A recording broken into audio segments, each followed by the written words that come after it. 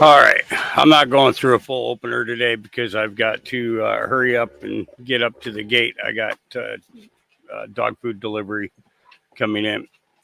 So we're going to go ahead and get something going for you guys right now. And I will be back with you guys shortly. Hopefully, I can get this done very quick. Um, but I'm going to take my time because I'm not going to kill my back again. So, but good morning, everybody. Yeah, I'm running a little bit late today, um, but let's go ahead and get started. We're going to go into. We're going to start off with the secret story of the Khazarian Mafia. Um, this is a pretty good put together, but it was the quickest thing that I could find um, in order to get us started today.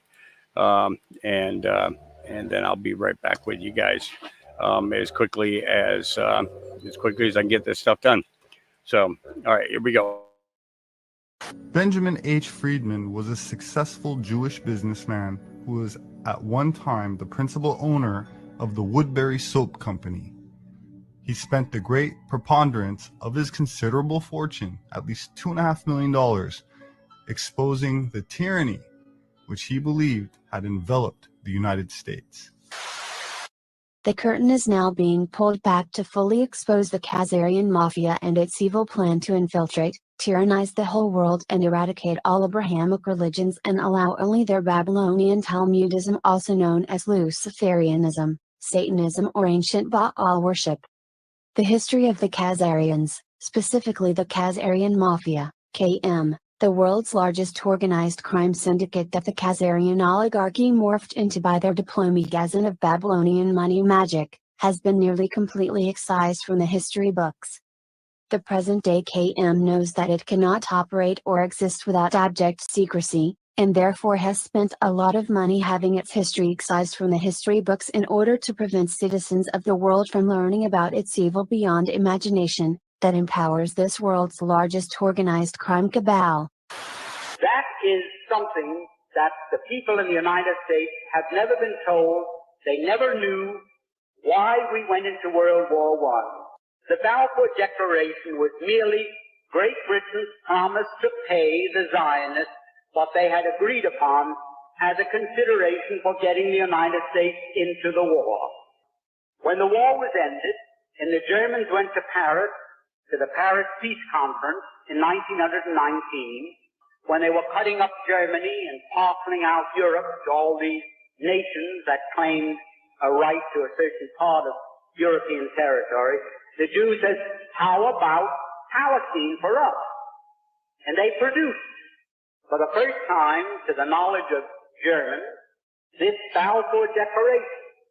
So the Germans, for the first time, realized, oh, that was the game. That's why the United States came into the war. And the Germans, for the first time, realized that they were defeated.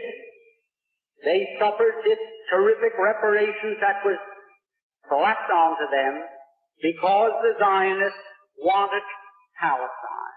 And they were determined to get it at any cost.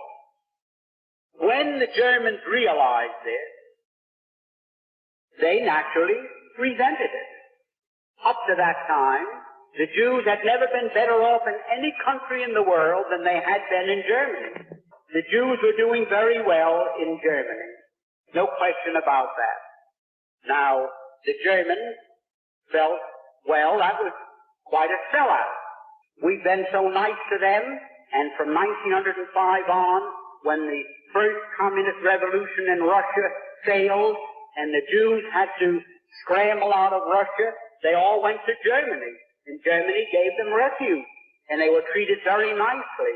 And here, they sold Germany down the river for no reason at all, other than they wanted Palestine as a so-called Jewish common. We have done the best we can to reconstruct it. Khazarian Mafia's secret history and blood oath to take revenge on Russia for helping Americans win the Revolutionary War and the Civil War, and their blood oath of revenge against America and Americans for winning these wars and sustaining the Union. At the Syrian Conference on Combating Terrorism and Religious Extremism December 1, 2014, in his keynote address, Veterans Today senior editor and director Gordon Duff disclosed publicly for the first time ever that world terrorism is actually due to a large international organized crime syndicate associated with Israel. This disclosure sent shockwaves at the conference and almost instantly around the world, as almost every world leader received reports of Gordon Duff's historical disclosure that same day, some within minutes. And the shockwaves from his historic speech in Damascus continue to reverberate around the world even to this very day. And now Gordon Duff has asked President Putin to release Russian intel which will expose about 300 traitors in Congress for their serious serial felonies in statutory espionage on behalf of the Khazarian Mafia, KM, against America and many Middle East nations. We now know that the Khazarian Mafia, KM, is waging a secret war against America and Americans by the use of false flag Gladio-style terrorism, and via the illegal and unconstitutional Federal Reserve System, the IRS, the FBI, FEMA, Homeland Security and the TSA.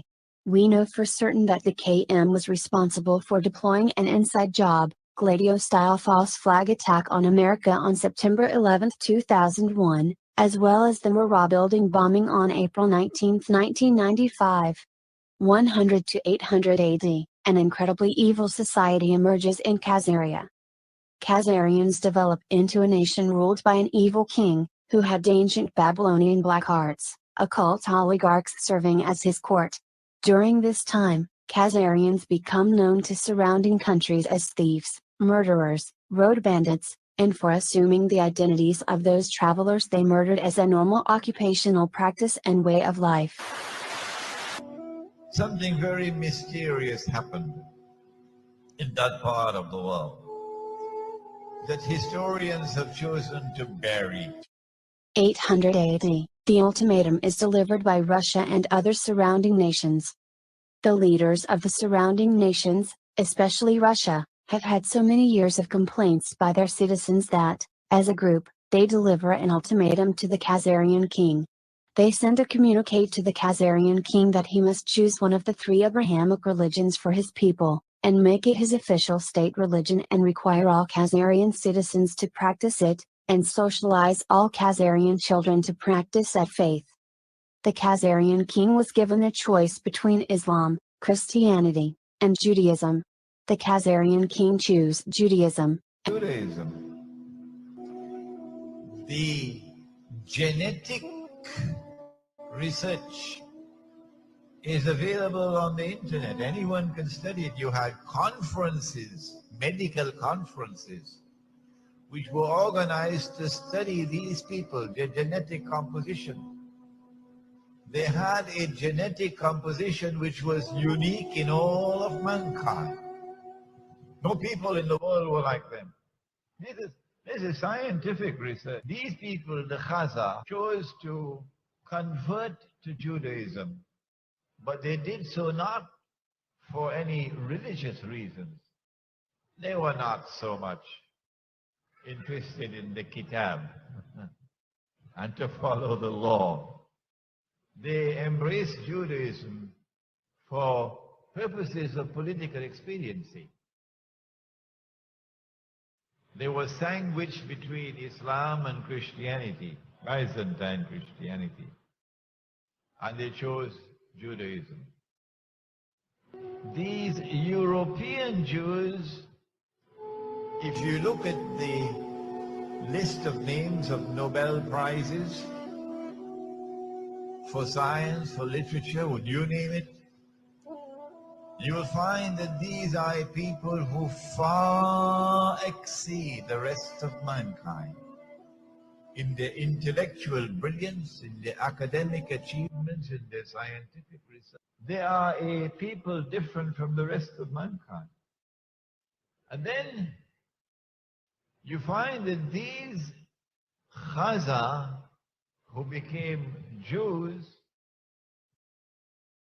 also chose to become Christians. So you have the Khazar infiltrating the camp of Judaism and infiltrate in the camp of Christianity as well. It is these Khaza who, having become Jews, first Jews and then Christians, who built an empire that was the most powerful in Europe and Central Asia. And when the armies of Islam had simultaneously defeated the two superpowers in the world, the Persian Empire and Byzantium, and had emerged as the most powerful military force in the world, Khaza blocked our way. We could not defeat them. And so it would be quite correct to say that the Khaza demonstrated a military power without equal in the world at that time. Despite his agreement and promise, the Khazarian king and his inner circle of oligarchs kept practicing ancient Babylonian black magic, also known as secret Satanism. This secret Satanism involved occult ceremonies featuring child sacrifice, after bleeding them out, drinking their blood and eating their hearts. The deep dark secret of the occult ceremonies was that they were all based on ancient Baal worship, also known as worship of the owl. In order to fool the Confederacy of Nations led by Russia that were watching Khazaria, the Khazarian king melded these Luciferian black magic practices with Judaism and created a secret satanic hybrid religion, known as Babylonian Talmudism. This was made the national religion of Khazaria, and nurtured the same evil that Khazaria was known for before. Sadly, the Khazarians continued their evil ways, robbing and murdering those from surrounding countries who traveled through Khazaria. Khazarian robbers often attempted to assume their identities after they murdered these visitors, and became masters of disguises and false identities, a practice they have continued even to this very day, along with their child sacrifice occult ceremonies, which are actually ancient Baal worship. 1200 AD, Russia and the surrounding nations have had enough and take action.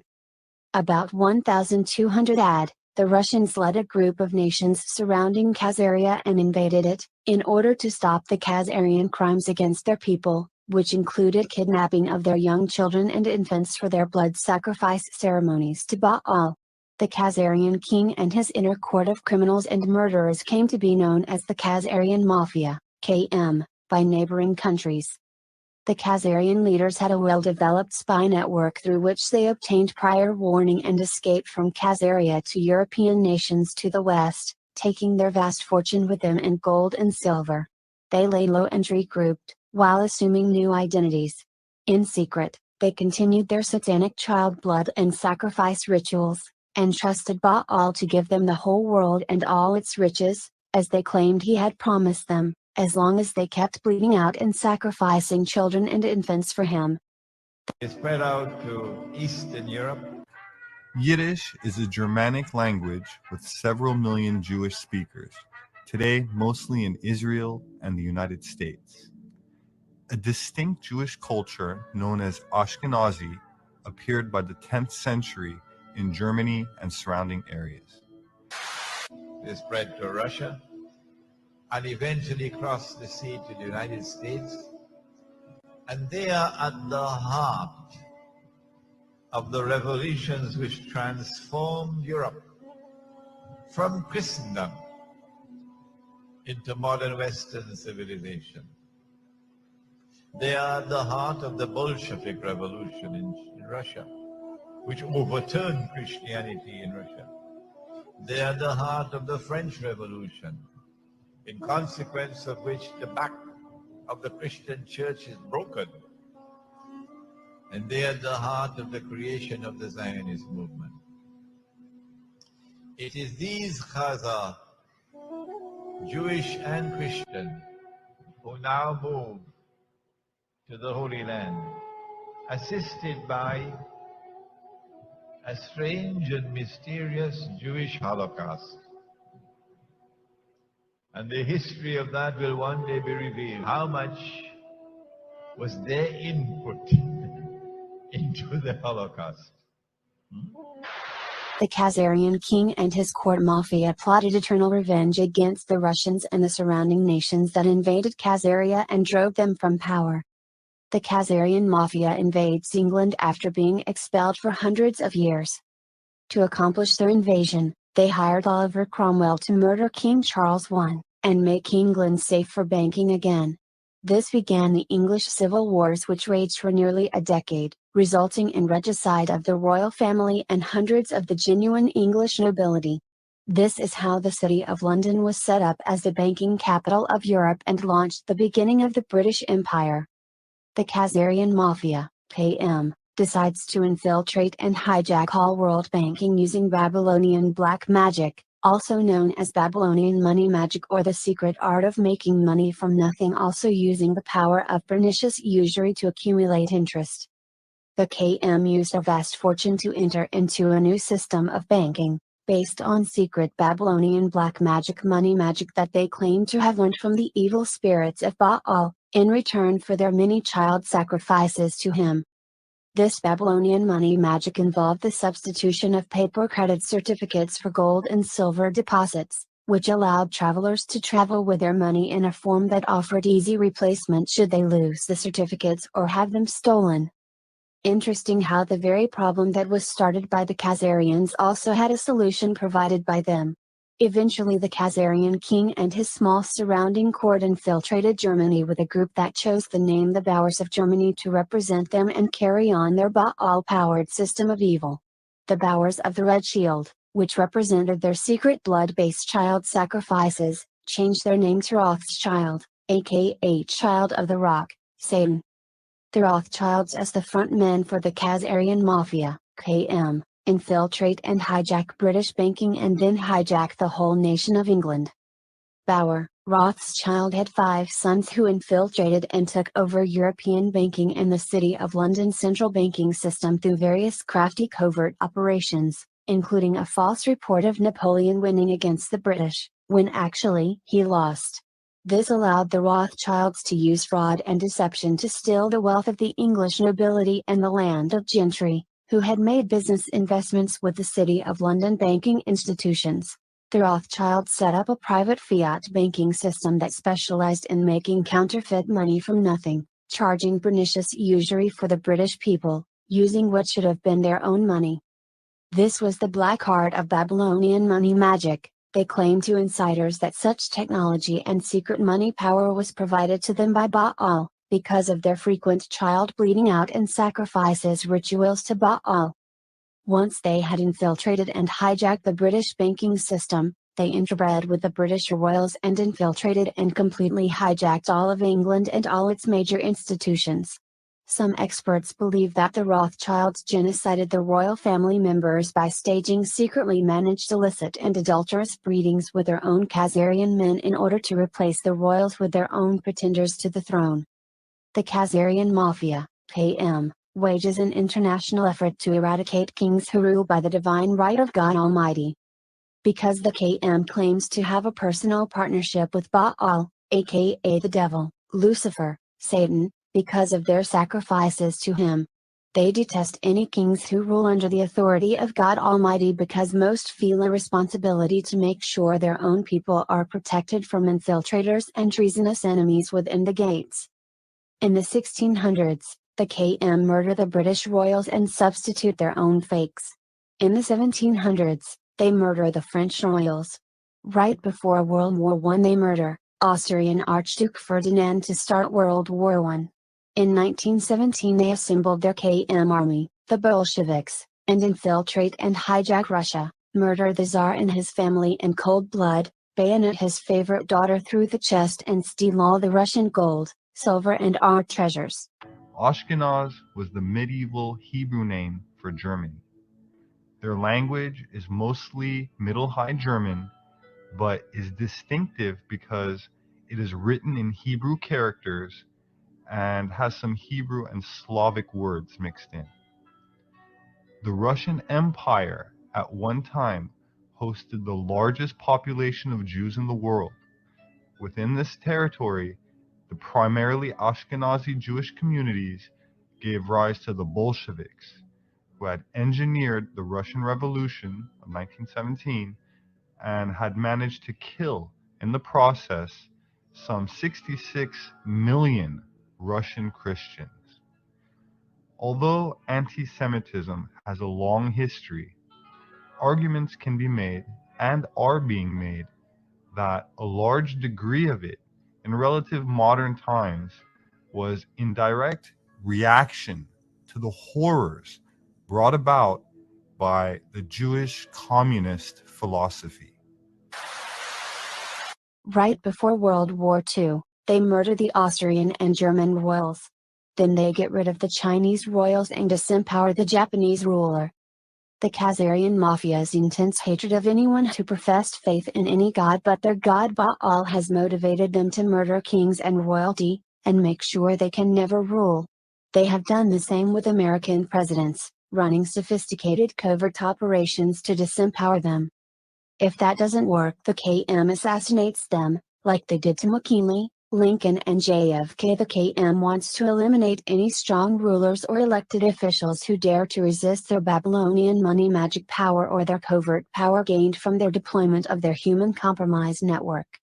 The Rothschilds create international narcotics trafficking on behalf of the KM. The Rothschilds then covertly ran the British Empire and crafted an evil plan to recover the vast amounts of gold and silver the British had been paying to China for its high-quality silk and spices that were unavailable anywhere else. The Rothschilds, through their international spy network, had heard of Turkish opium and its habit-forming characteristics. They deployed a covert operation to buy Turkish opium and sell it in China, infecting millions with a bad opium habit that brought back gold and silver into the Rothschild coffers, but not to the British people.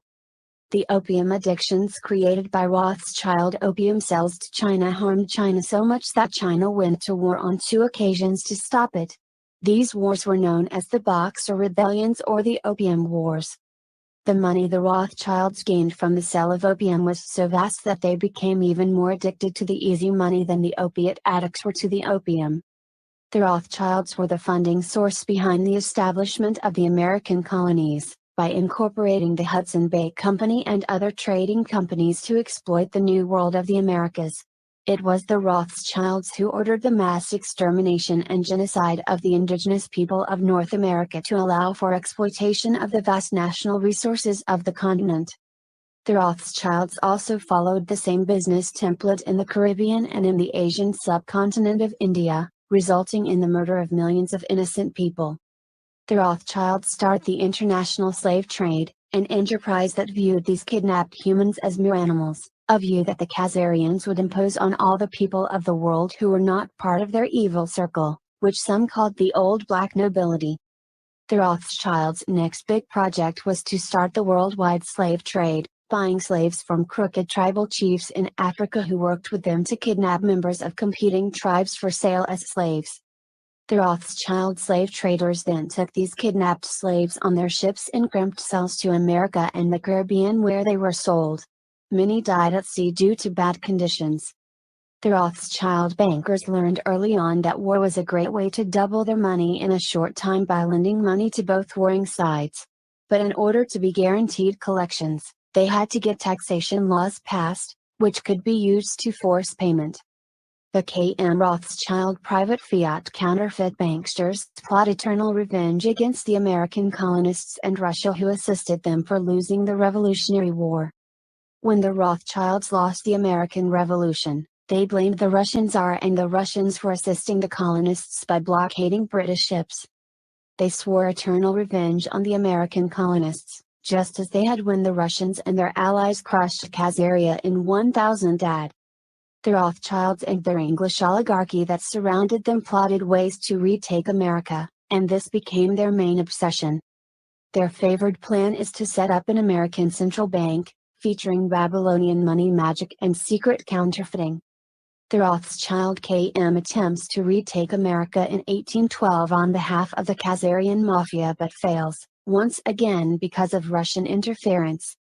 This failure enraged the Rothschild KM, and they once again plot eternal revenge against both the Russians and the American colonists and plan to infiltrate and hijack both nations and assets, strip, tyrannize and then mass murder both nations and their populace. The KM's attempts to set up a private American central bank are blocked by President Andrew Jackson, who called them satanic and vowed to root them out by the grace and power of Almighty God. The Rothschild banksters regroup and continue their covert attempts to install their own Babylonian money magic bank inside America. Finally, in 1913, the Rothschild Mafia succeeds in establishing a major beachhead inside America, and an evil enemy of all American enter the gates of America. In 1913, the Rothschild KM was able to establish a beachhead by bribing crooked, treasonous members of Congress to pass the illegal, unconstitutional Federal Reserve Act on Christmas Eve without a required quorum. The act was then signed by a crooked, bought-off president, who was a traitor to America, like the members of Congress who voted for it. The Rothschild KM then create an illegal taxation system in America. The KM put an illegal, unconstitutional tax system in place, in order to make sure that Americans would have to pay for high-level USG spending, approved by a bought-off, crooked Congress and presidential puppets, put in place by corrupt KM campaign finance. It is easy for the KM to garner enough money to elect anyone they want, because when you control a bank that is a secret major counterfeiter, you have all the money made for you that you desire. At about the same time that they created their legal tax system in America, they also bribed members of Congress to approve the Internal Revenue Service, which is their private collection agency incorporated in Puerto Rico. Soon afterwards, they set up the Federal Bureau of Investigation to protect their banksters, to serve their cover-up needs and prevent them from ever being prosecuted for their child sacrifice rituals, pedophile networks, and to also serve as a covert intel operation on their behalf. Note that the FBI has no official charter, according to the Library of Congress, and has no right to exist or issue paychecks. The Rothschild KM deployed the Bolshevik Revolution in Russia to extract incredibly savage, bloody revenge on innocent Russians, which they had plotted for many years, ever since Khazaria was destroyed. The Rothschild KM pre-staged and engineered the Russian Revolution by using its central banks to pay for the Bolshevik infiltration of Russia and their revolution on behalf of the Khazarian Mafia, KM. In an well-planned savage and inhuman bloodletting that stunned the world, the Bolsheviks were unleashed in full fury on behalf of the KM to gain revenge on the Russians. This had been planned since the destruction of Khazaria. The Bolsheviks, at the direction of the Rothschild KM, raped, tortured and mass murdered approximately 100 million Russians, including women, children and infants. Some of the torture and bloodletting was so extreme, we are not going to mention it here in this article.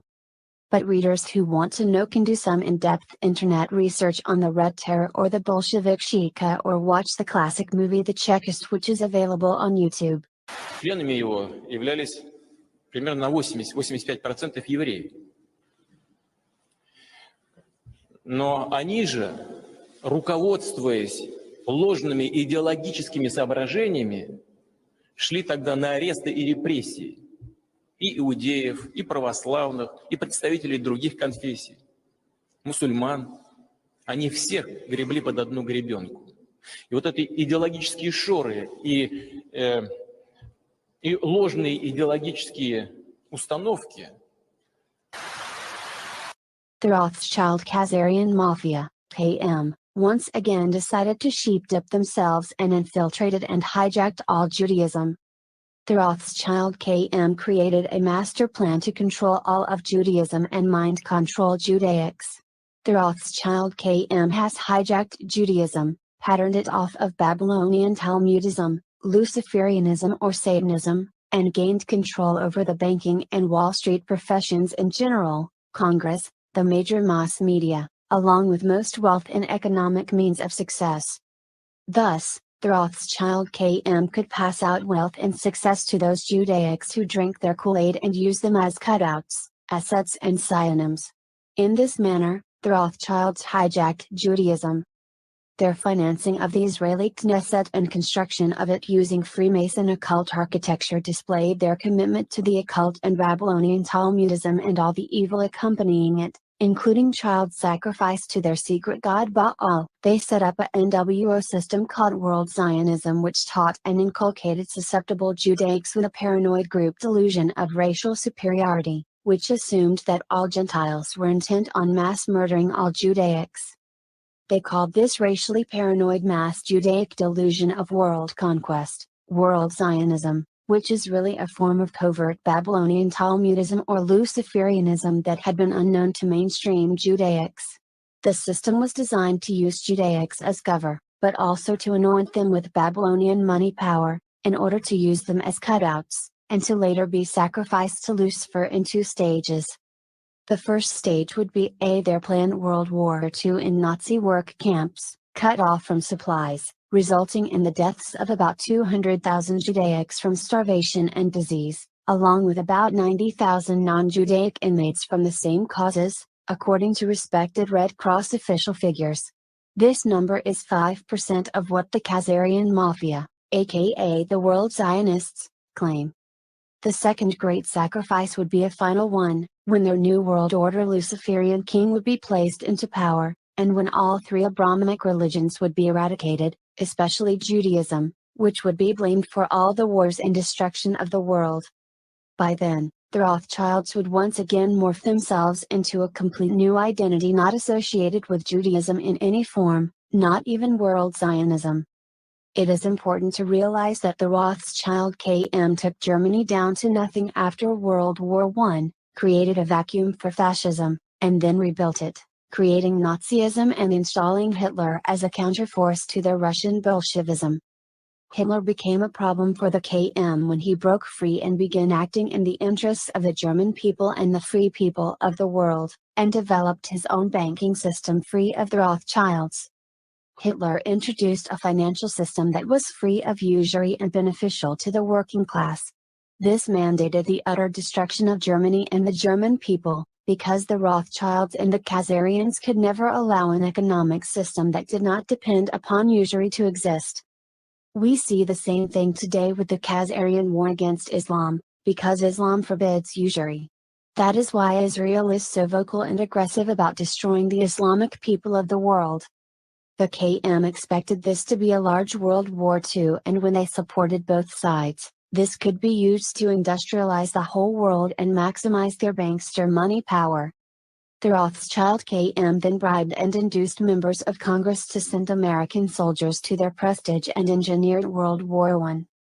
As a continuance of their well-proven pattern of financing both sides in any war to maximize profits, the acquisition of more federal tax monies and increased international power, the Rothschild Khazarians once again bribed, blackmailed and induced members of Congress to declare war against Germany in 1917. When World War I erupted in 1914, President Woodrow Wilson pledged neutrality for the United States, a position that the vast majority of Americans favored. At the start of the war, Germany had 48 submarines of 13 classes in service or under construction. The U-boat was the Germans' most formidable naval weapon, a military submarine far more sophisticated than those built by other nations at the time. The typical U-boat was 214 feet long, carried 35 men and 12 torpedoes, and could travel underwater for about 2 hours at a time. This was facilitated by a KM false flag attack with the sinking of the Lusitania. Germany could easily hold its own, but something caused America to join the war, something most Americans were never told about.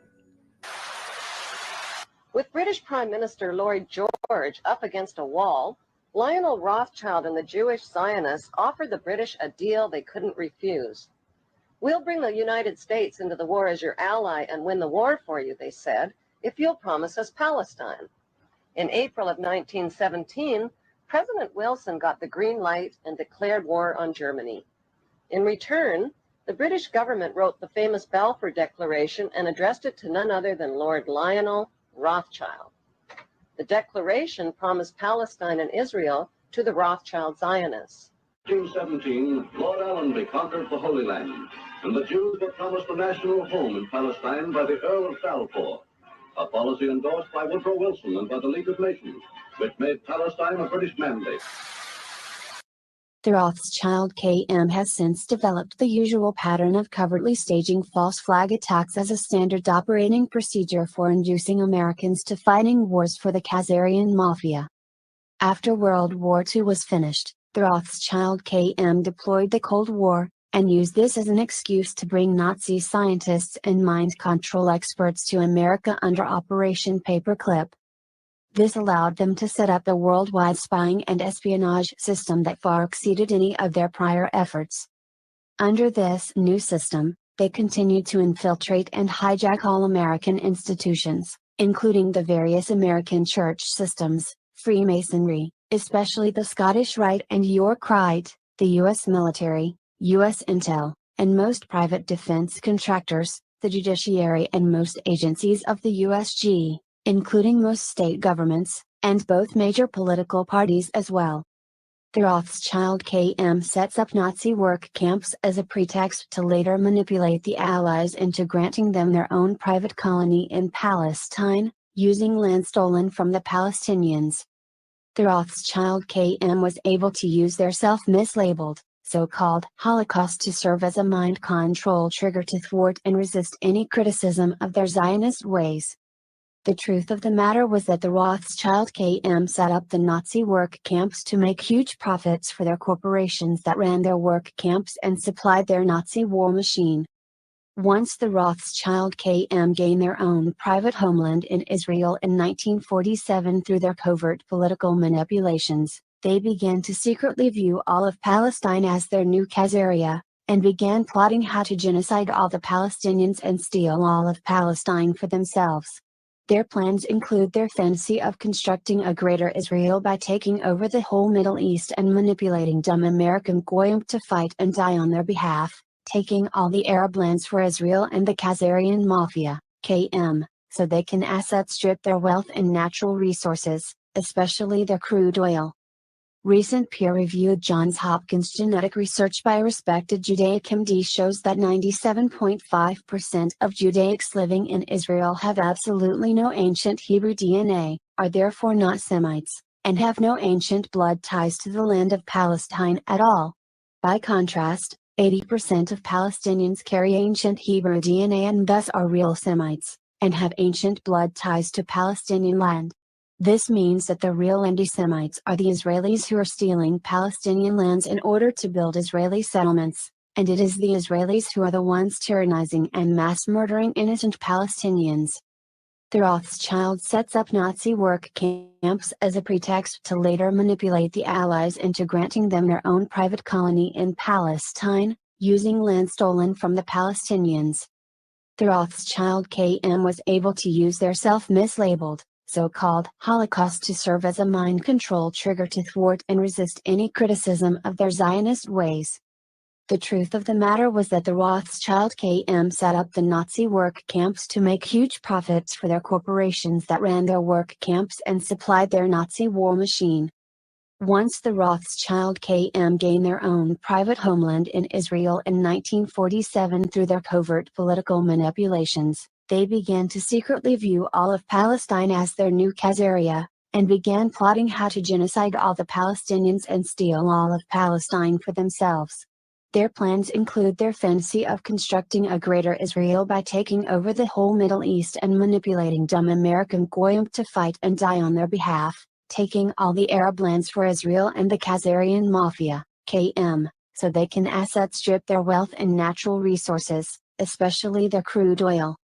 Recent peer-reviewed Johns Hopkins genetic research by respected Judaic MD shows that 97.5% of Judaics living in Israel have absolutely no ancient Hebrew DNA, are therefore not Semites, and have no ancient blood ties to the land of Palestine at all. By contrast, 80% of Palestinians carry ancient Hebrew DNA and thus are real Semites, and have ancient blood ties to Palestinian land. This means that the real anti-Semites are the Israelis who are stealing Palestinian lands in order to build Israeli settlements, and it is the Israelis who are the ones tyrannizing and mass murdering innocent Palestinians. The Rothschild KM decides to mind control the American masses to make it much easier to manipulate them into approving their illegal, unconstitutional, unprovoked, undeclared, unwinnable, perpetual wars needed to make huge profits and gain more world power. The Rothschild KM decided to gain complete control over all public education by setting up the Department of Education and creating globalist and socialist curriculum based on political correctness, diversity and perversion as normal teachings. Fluoride is added to the public water and toothpaste, and dentists are mind-controlled to believe that fluoride prevents cavities, and is not harmful to brain function or thyroid function, which it is. The addition of fluoride to the public water supply and to toothpaste is to dumb down Americans by on average lowering the operational IQ and making folks much more docile than they would normally be. Programs to develop and deploy vaccinations to dumb down children and create huge numbers of future chronic health problems were initiated. Doctors have been mind-controlled and misled by biased research that was cherry-picked, ignoring any studies that were negative, and that included most of them. All vaccine cell lines are contaminated with SV40, a known carcinogenic slow-acting virus. The KM used its monetary power to gain control over all of the allopathic medical schools, and set up and controlled the American Medical Association and other medical societies, in order to make sure their agenda based on lies and deceit was continued. Part of this massive plan to dumb down and mind control the American masses was the KM's buying up and consolidating all the American mass media into 6 controlled major mass media, CMMM, owned and controlled by their cutouts on their behalf. The CMMM functions as an illegal news cartel, and it should be broken up under antitrust laws and for inflicting espionage and illegal propaganda as a weapon of war against the American people. The Rothschild KM chieftains decide that it is time to use America to complete their final takedown and occupation of the whole world by instituting a major false flag attack inside America to blame on the Islamics whom they want America to wrongly attack on their behalf.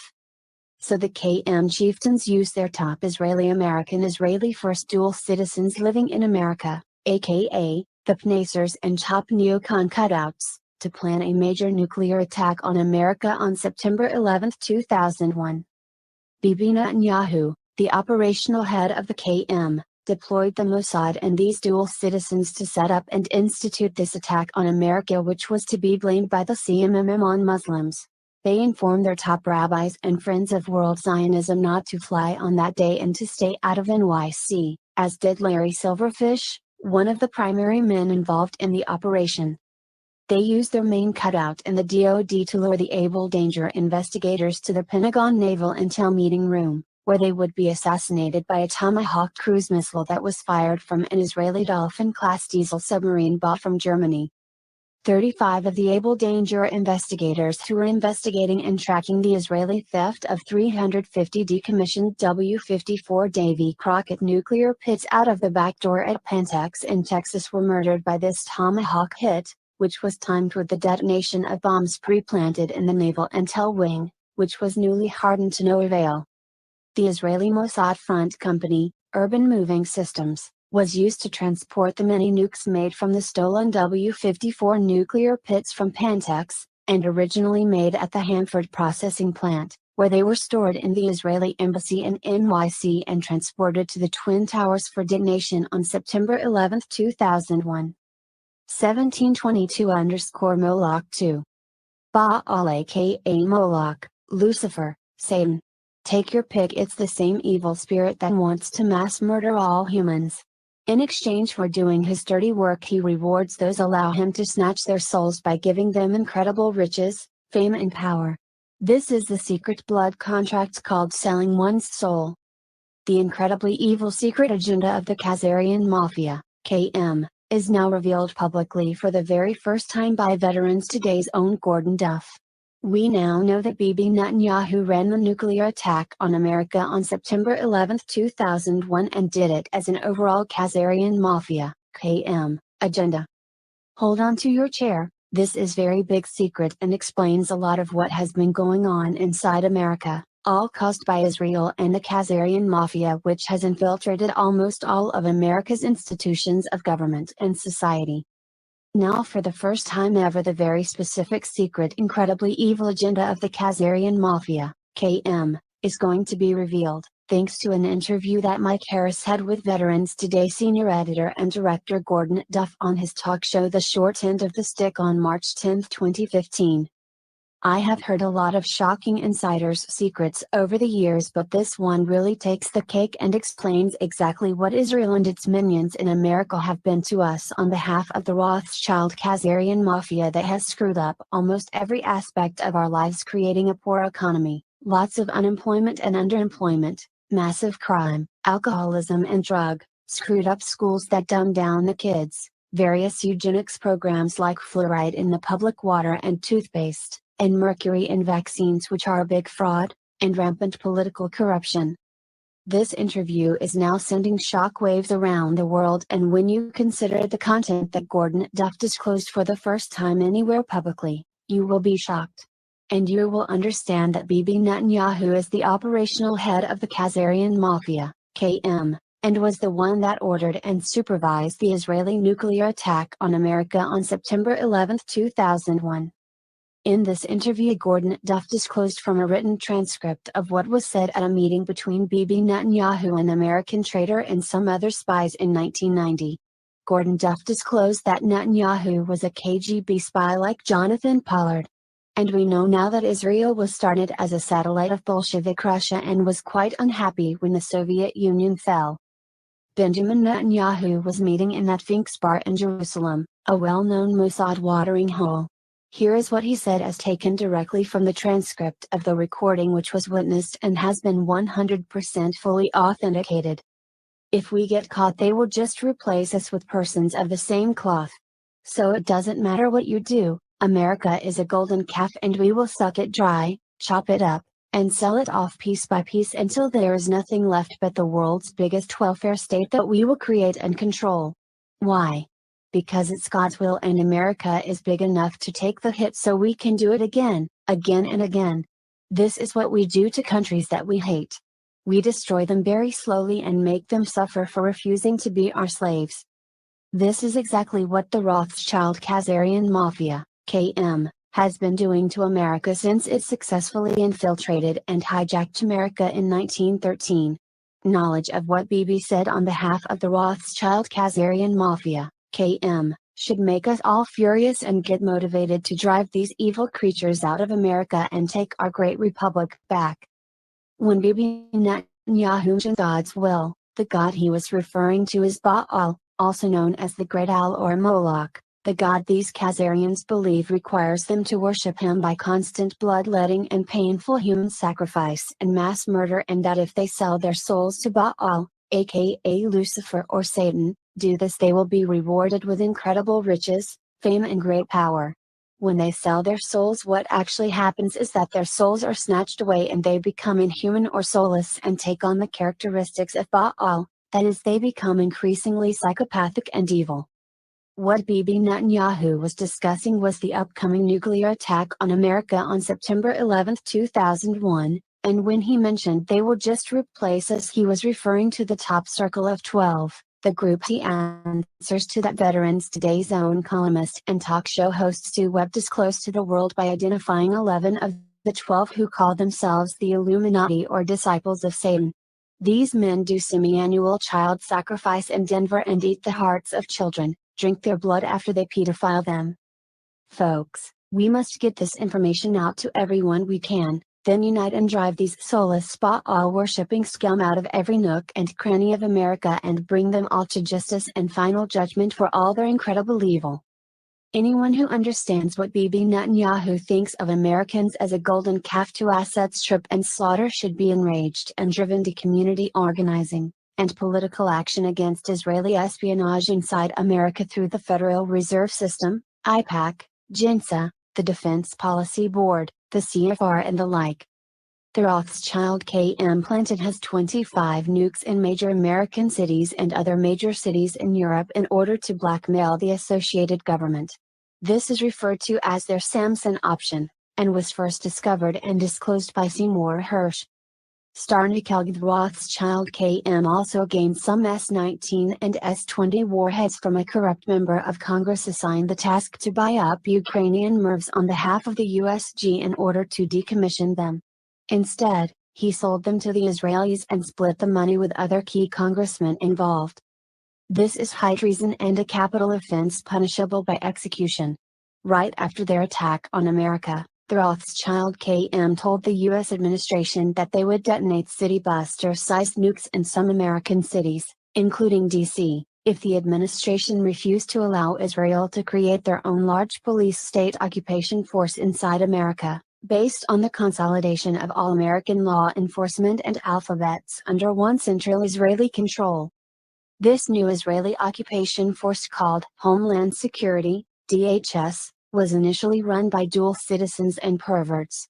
Former DHS Director Jana Napolitano is being sued for sexual harassment of men working at DHS whom she ordered to move their offices into the men's lavatory. Dual citizen traitor Michael Chertoff, a name translated from Russian as son of the devil, was the criminal mastermind that set up DHS, along with former head of the East German Stasi, Markus Wolf, who was hired as a special consultant and died mysteriously as soon as his mission was completed. The Rothschild KM never thought they would get exposed for their nuclear attack on America on September 11, 2011, but they made one of the biggest tactical mistakes in history and overplayed their hand from excess hubris, based on too much easy success due to their extreme money power in the past. Soon mainstream America will know that Bibi Netanyahu and his Likud party deployed the attack on America on September 11, 2001 on behalf of the Rothschild KM. They thought that they had complete control over the CMMM and could prevent any of the secret IAEA and Sandia Labs investigation from ever being released to the American public. They made a serious tactical error, because now the truth about their role in the September 11, 2001 attack on America is being published on the worldwide internet, the world's new Gutenberg press.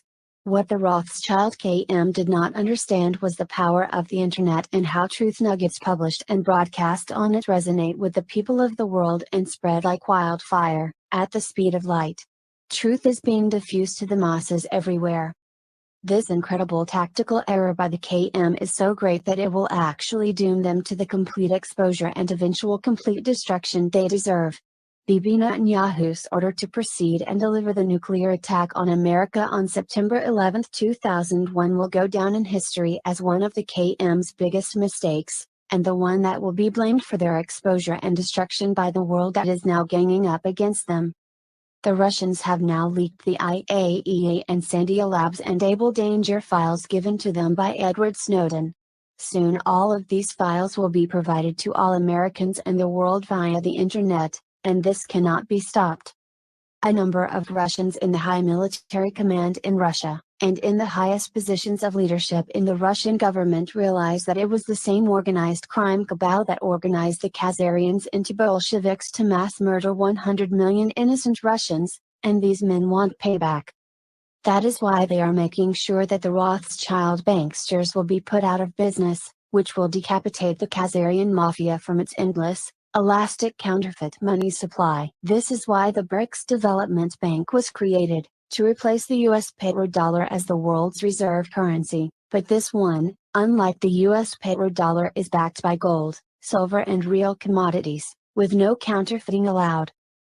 The CMMM is failing, and most Americans no longer believe any of their primetime national stories, especially the under 30 crowd, who cherry-pick facts from the internet and construct their own beliefs. So many internet users now reject the CMMM that the truth about the Israelis attacking America on September 11, 2001 is becoming easier each day to believe. Soon all of mainstream America will know that Bibi Netanyahu and his Mossad and dual citizens did the September 11, 2001 attack on America. The American military high command knows that Bibi Netanyahu ordered his Mossad and stateside dual citizens to attack America using nukes on September 11, 2001 on behalf of the Rothschild Khazarian Mafia, KM. Various deep cover covert operations are now being deployed globally to expose and decapitate the Rothschild KM from their endless, elastic money supply. Their days of anti-human power are now limited. The secret, incredibly well-trained U.S. team called the Nuclear Snake Eaters is now hard at work searching all incoming Israeli diplomatic pouches and shipments, driving by and flying over synagogues and Israeli embassies and Mossad safe houses with high-tech gamma-ray and helium-3 neutron detectors, and using ultra-high-tech custom-tuned and focused satellites to search for any stored nuclear pits, as well as working hard to recover all stolen nuclear pits by the Israelis anywhere in the world outside of Israel. This super elite team was alerted by Michael Shrimpton's phone call to MI6 notifying them that an Israeli city buster was planted near the Olympic Stadium. This call wrongly has landed him in jail. The city buster was recovered by the Nuclear Snake Eaters, who entered England and recovered and disarmed a large city buster. Sadly, MI6 wanted this nuke detonated in order to gain more power for the Khazarian Mafia in England, their home base inside the City of London financial district, since it has been losing power fast. Amajo 102, a secret name for these KM chieftains which run much of the world out of the City of London is Gog and Magog, despite what so many historians believe is the secret name of Russia, which it is not. It is the secret name of the top KM, and apparently represents where they originally came from. The secret team of super elite nuclear snake eaters is ready to be deployed to Israel anytime, should the nation collapse after most European corporations divest from Israel, and the US cuts off all aid, in order to comply with American law. It is illegal to give aid to a nation that has nukes, and which has not signed the Nuclear Non-Proliferation Agreement. Israel has nukes detectable from satellite-based helium-3 sensors and has never admitted it, nor has it signed the Nuclear Non-Proliferation Agreement. We must all demand that our Congress and administration obey the law and immediately cut off all aid, monetary and military aid to Israel, and arrest all Israeli espionage front directors of IPAC, JINSA, the Defense Policy Board, the Joint NYC, and the ADL, etc. It is unknown but suspected that a significant number of these stolen nukes have been already recovered.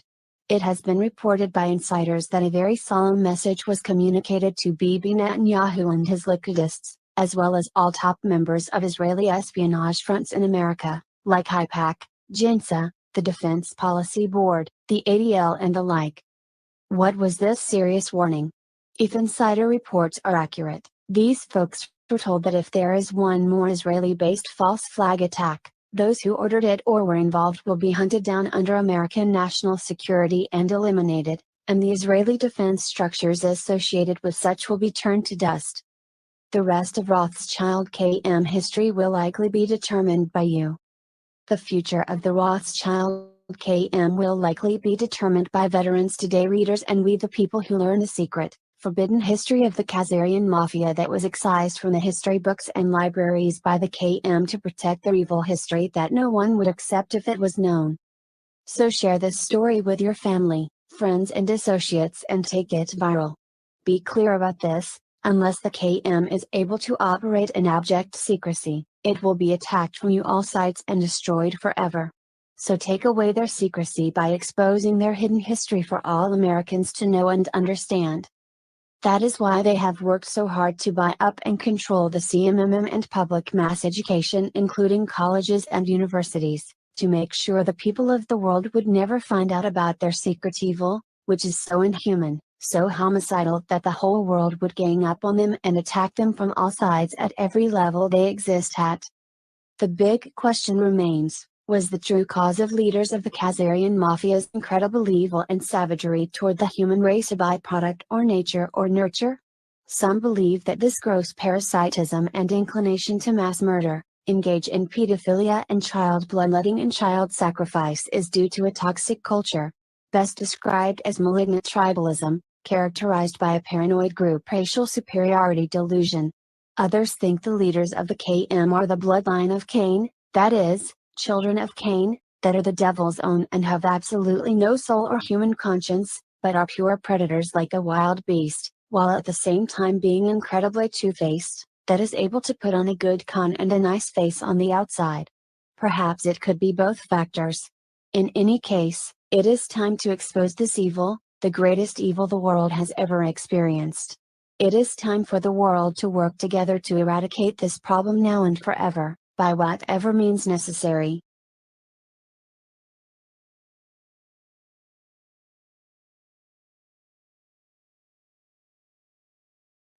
Yeah, there were quite a few things that were mixed in there that were not in prior information, and that's why I wanted to. Benjamin H. Friedman was a Hang on a successful. second. And that's why I wanted to share that. Plus, I had to get the dog food down here, and it's all done now. So, all right, we're going to start off with this right here. Hearings going on. You are the. Let's see. I mean, therefore, I am. New Representative John Kennedy goes savage on the FBI director. I'm just going to let him do the talking.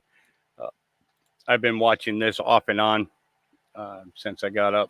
So You are the deputy director of the FBI. Is that correct? Yes, Senator. Is there any doubt in your mind or in the collective mind of the FBI that President Trump was shot in the ear by a bullet fired by the assassin crooks?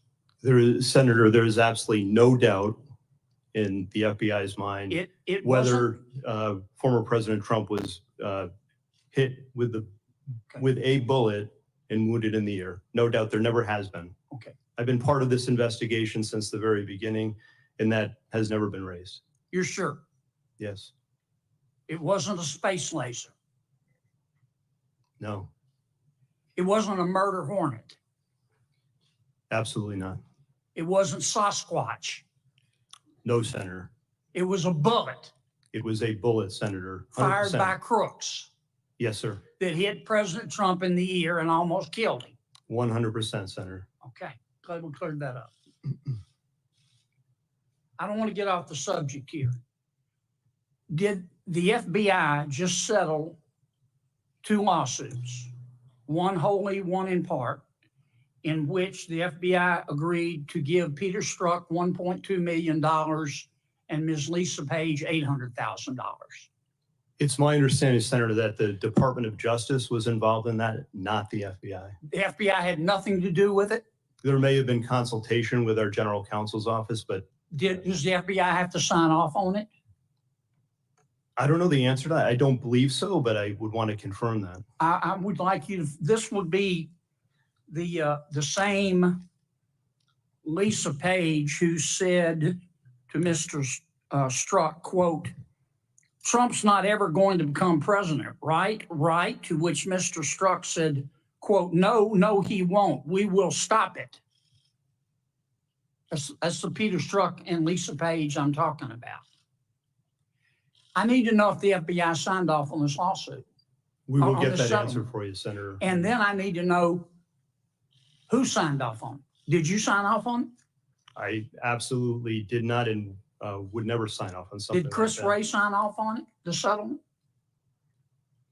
I don't believe he did, Okay.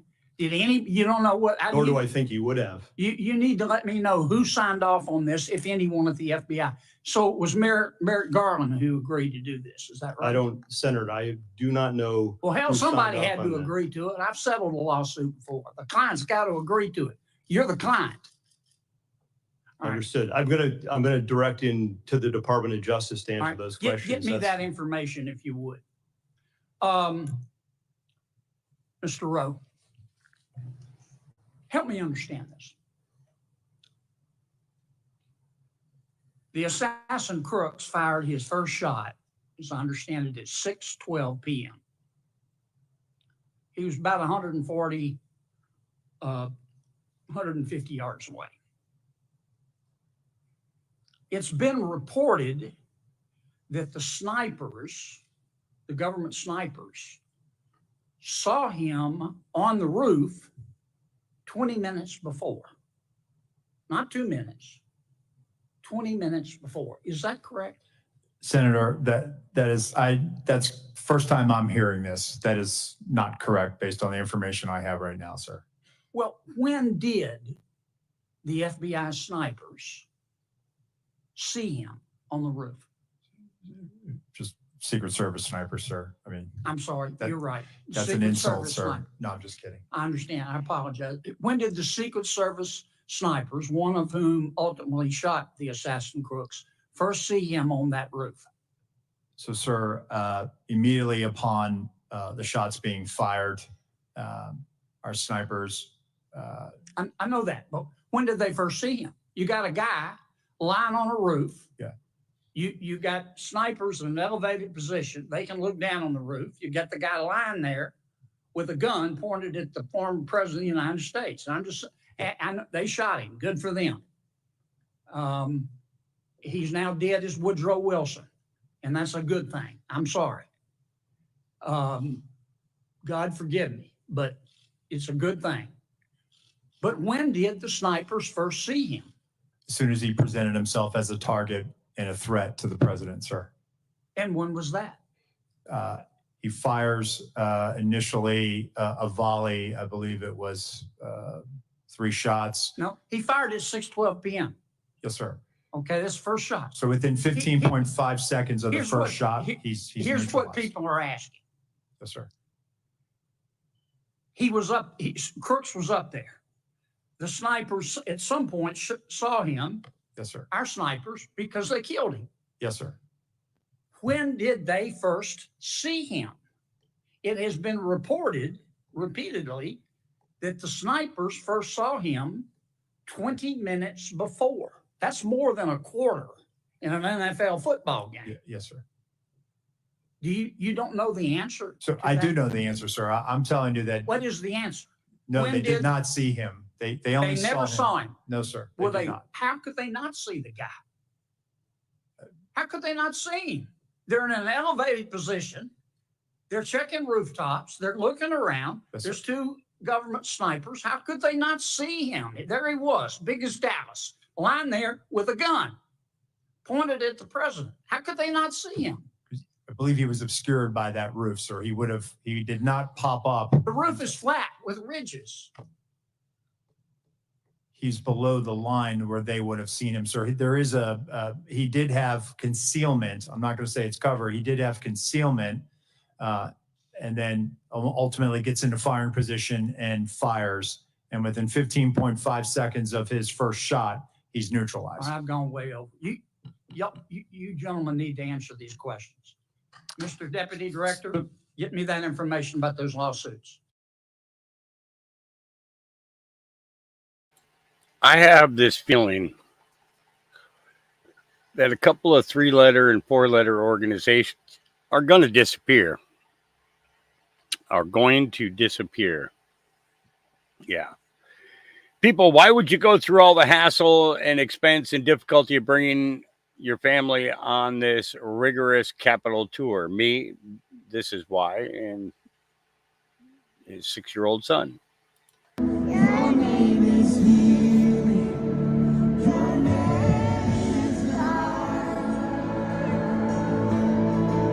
Yep. Break every stronghold, shine through the shadows, burn like fire. This is the thing. Praising before the world. Praising before the world, you know. Think about the words that Christ said, where 2 or more are gathered in my name, I will be among you, right?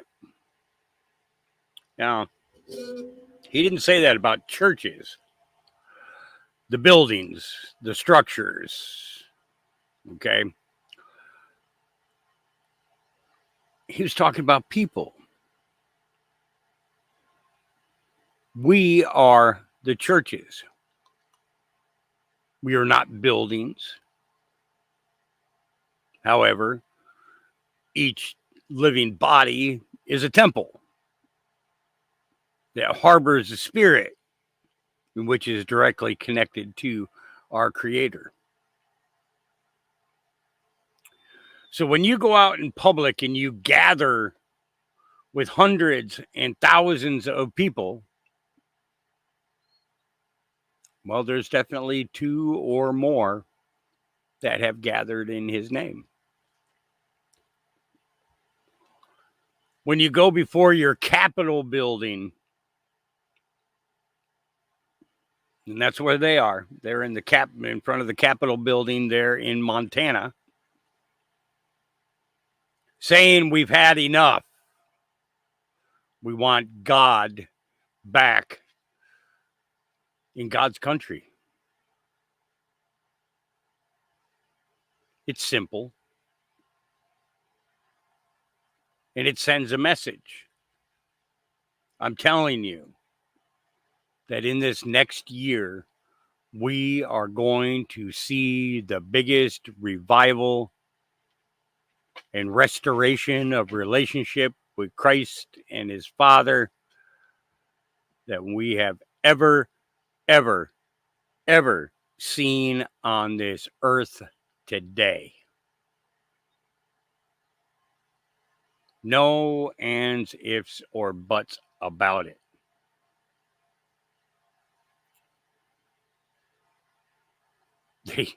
They can't stop this. So we hear the words, nothing can stop what is coming. Why would we want to stop what is coming? The only way that you would want to stop it is because you glorify the wrong things.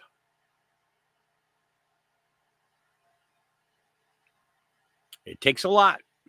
It takes a whole lot. Now I got to do some scrolling here for a second. So let me go ahead and pull that down so that I can get to what would be the beginning of my feed. I was trying to follow as much as possible coming out of Venezuela. Dave was on last night and did a show last night, a few hours long.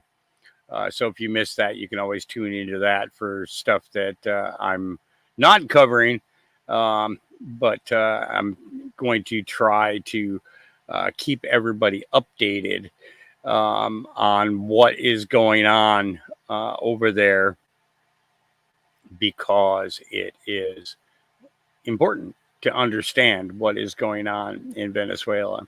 It is important to understand the successes that they are having with standing up for their rights and themselves, which they are doing.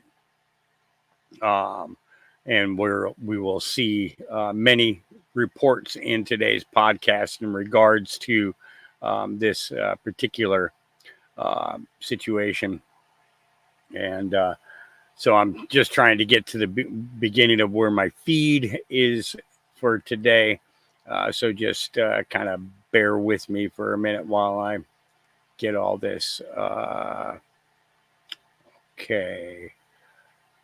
Is this it? Yeah. Okay. This is where I want to start here. So one thing about these illegals and the gangs that they're associated with is the fact that they love to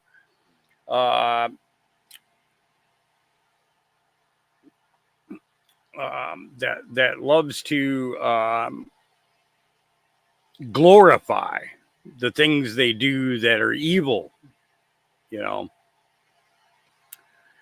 And so one of the things that I've noticed is that we are finding more and more crimes are solved specifically by these idiots are posting their stuff up on different platforms and giving themselves away.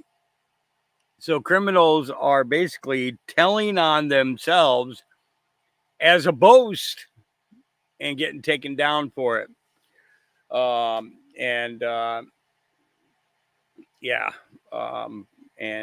it's just getting crazy, especially with the gangs, the young kids, because they glorify this stuff, and it's actually what's being their own demise. But as we remember from years ago, is that you never interrupt an enemy when they are when they are destroying themselves, and they are.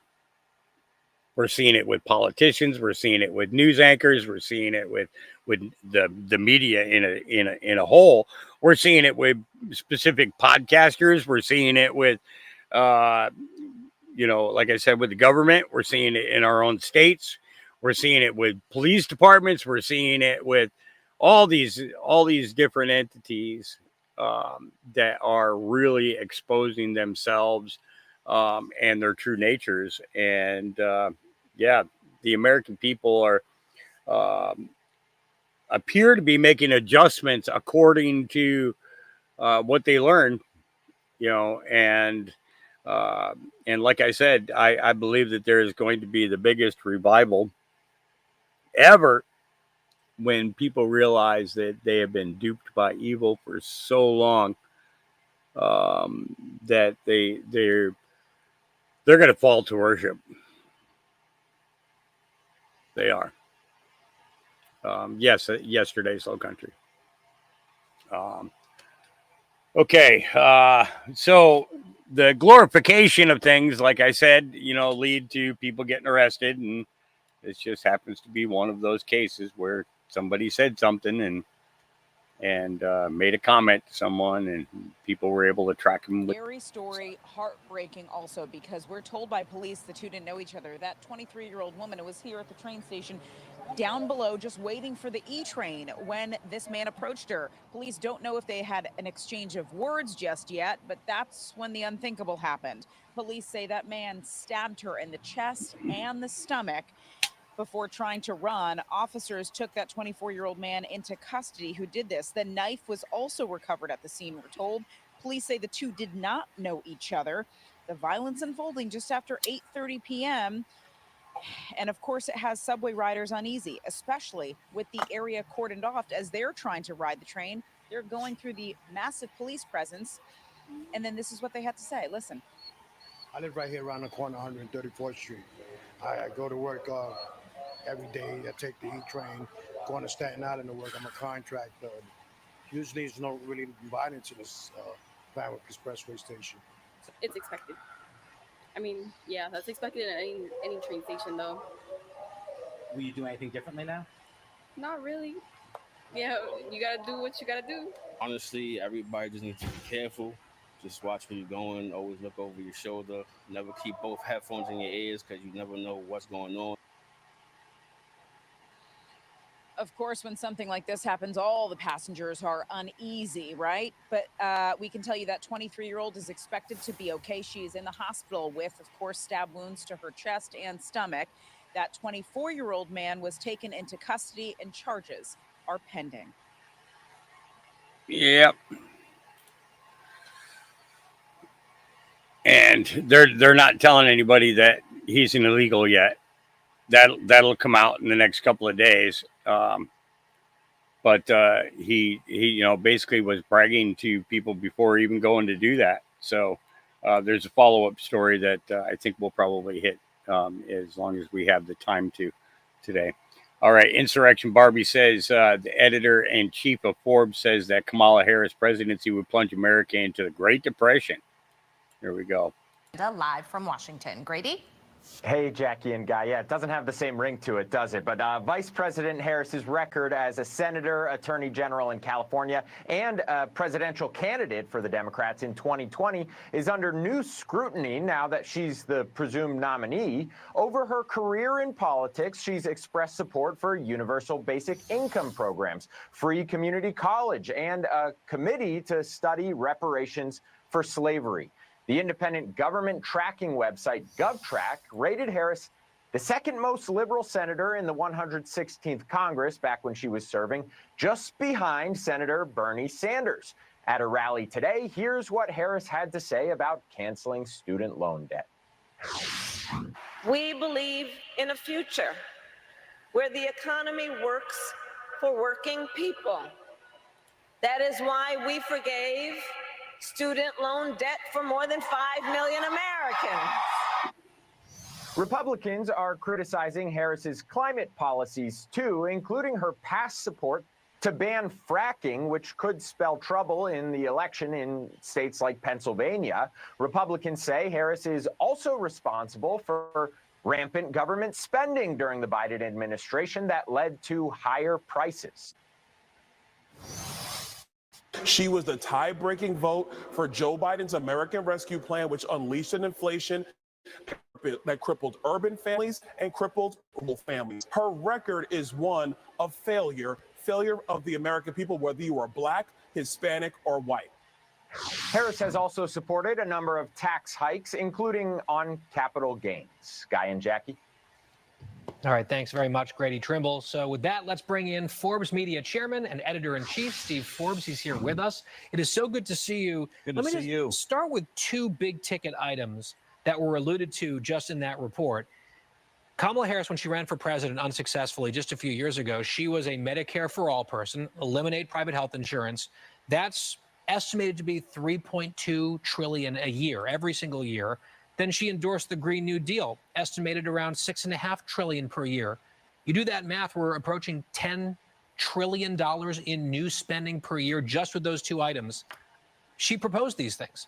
Well, and it gets worse when you dig into it. As was alluded to, she wants to ban fracking. Right. So energy costs are going to go up, which means the American economy is going to do worse. The world situation is going to do worse as we become more dependent on places, nice places like Russia. She wants substantial tax increases. And on the health care side, it's not just money. It's going to hurt people's health care. Not both on availability. You go to government-dominated economies around the world where they dominate health care. Guess what? Waiting lines galore, not getting the care you need when you need it. And then here at home, regulation, it's just starting. The past year, over $1 trillion of new regulations have been put on, she should be asked, are you going to allow people to keep their car? Or I don't think you're going to get a satisfactory answer. So she's getting a bump now. But when people examine what she's proposing, you would have a Great Depression in this country. Yeah. Hopefully, we're going to block it. But one thing we should be aware of is regulation. She's learned that in the regulatory state, you don't have to get approval by Congress. They just pass it. And as we see with student loans, even if the Supreme Court rules against it, hey, we'll do it anyway. We had some of the bullets of her economic agenda just up on the screen. One of them is raise the capital gains tax to 35%. This is already an administration that wants to let the Trump tax cuts expire. Joe Biden was proposing raising corporate taxes, which we all know will slow the economy. We're already at risk of still falling into a recession as a result of... Yeah. Interesting, huh? All right, moving along. The difference in scripture and spirituality meanings for synchronicities. Here we go. There's been a lot of talk about the Bible and scripture since the disastrous opening of the 2024 Olympics in France. I decided to do an experiment. I am a synchronicities person. I notice repeating numbers, patterns. And I've always been that way. I knew I was that way before the universe talk. I was that way before the spiritual talk. I've just always noticed patterns and things that seem out of place or things that seem to stand out. Whenever that has happened, especially with the up and coming of the internet, I have started to Google the spiritual meaning of those things like 111 or a butterfly or, things like that. Since we've been talking so much about the scripture and the Bible and Christianity, I've decided to do an experiment as to looking up what the scripture meaning to these synchronicities could mean. I decided to start this morning, and this morning I happened to catch 11:30 right now. 11:11 in the spirituality realm talks about all the good things, opening yourself up to the good things, that your guardian angel is with you, your guides are with you, you're on the right track, you're headed down the right path, all kinds of different variations of that specific thing. It's considered an angel number. Positive, stay positive. That's kind of the message you're supposed to get from it. 11:11 in scripture is something entirely different. 11:11 in scripture is Jeremiah 11:11, and it's a Bible verse that reads, "Therefore, this is what the Lord says. I'm about to bring on them disaster that they cannot escape. They will cry out to me, but but I will not hear them. Other variations are the evil are tethered who are coming for mankind and are unable to escape. The evil is the pointless suffering of the tethered have to endure for the sake of humanity. The tethered, so the people, the tethered are not having their voices heard by God. It's probably going to be fine. Yeah, it's probably going to be fine. Yep.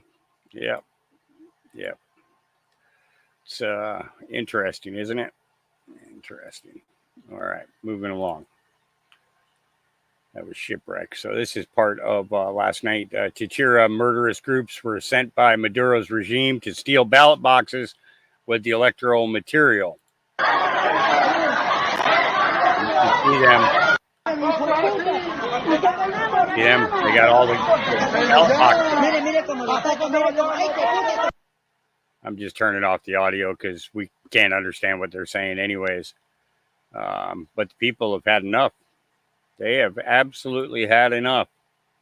And we'll be showing some changes that have happened since that began occurring. Matt Wallace says, holy shit, new footage from July 13th shows police had the building surrounded for over a minute before the shooter opened fire. Why didn't they take Trump off the stage? And that's the biggest question. Why didn't they take Trump off of the stage as soon as they knew that there was a shooter? Why wasn't he surrounded by Secret Service immediately upon knowing that there was a shooter? You know? So, yeah, them cops were all over the ground. Look at them all. Look at them all. There's 1, 2, 3 over here, 4.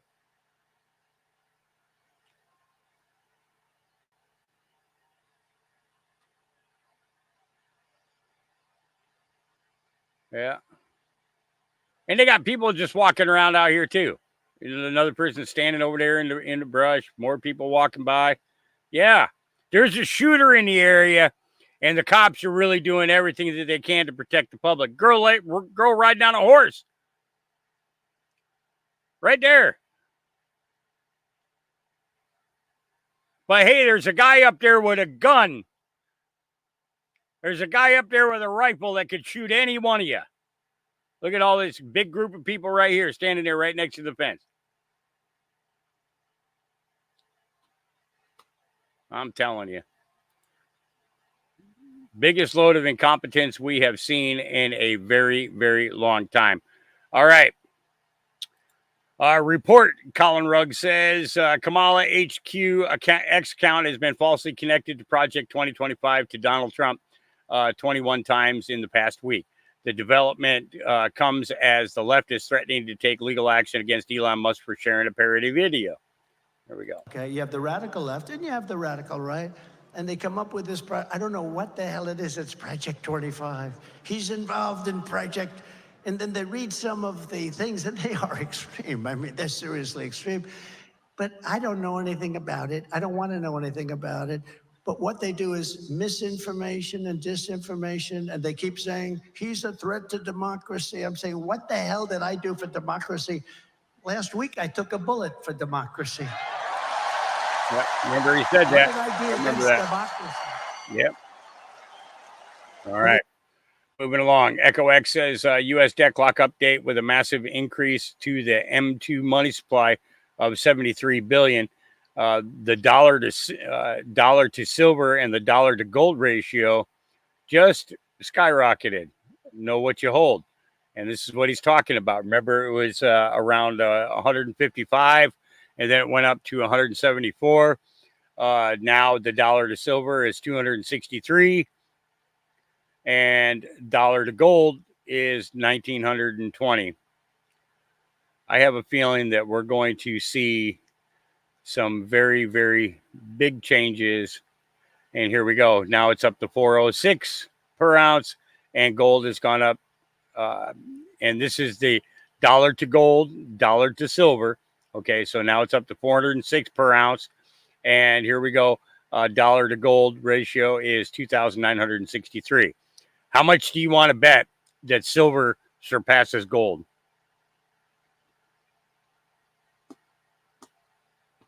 Well, if I had money, I'd bet, but I don't have money to bet. So, yeah. So keep watch on that. keep watch on that. I mean, what were you expecting? Here we go. We went to see Deadpool and we left probably about 25, 30 minutes into it. It is disgusting. It is so against the Lord. They are blaspheming our Creator, and you should not see it. Do not spend money on it. It is not worth anything. The fact that it has beat all of the MCU movies out blows me away, and it blows me away that people were bringing their children into it. But we left that theater. We left 25 minutes in, and I didn't ask for my money back. I truly was so guilty that I even allowed us to stay in as long as we did, because it started off bad. But no joke, they used Jesus's name in it in a disgusting way in that 30 minutes, like 10 times at least. So if you're a Christian, do not see it. Yep. So Deadpool Wolverine is out, and it's not on my list of things to do. Absolutely. Google 1940s terrorism press. I have no idea what the hell that's supposed to mean. Google is Jewish-owned. Israeli American dual citizens have complete monopoly in the United States. Your Congress launders for Israel through AIPAC.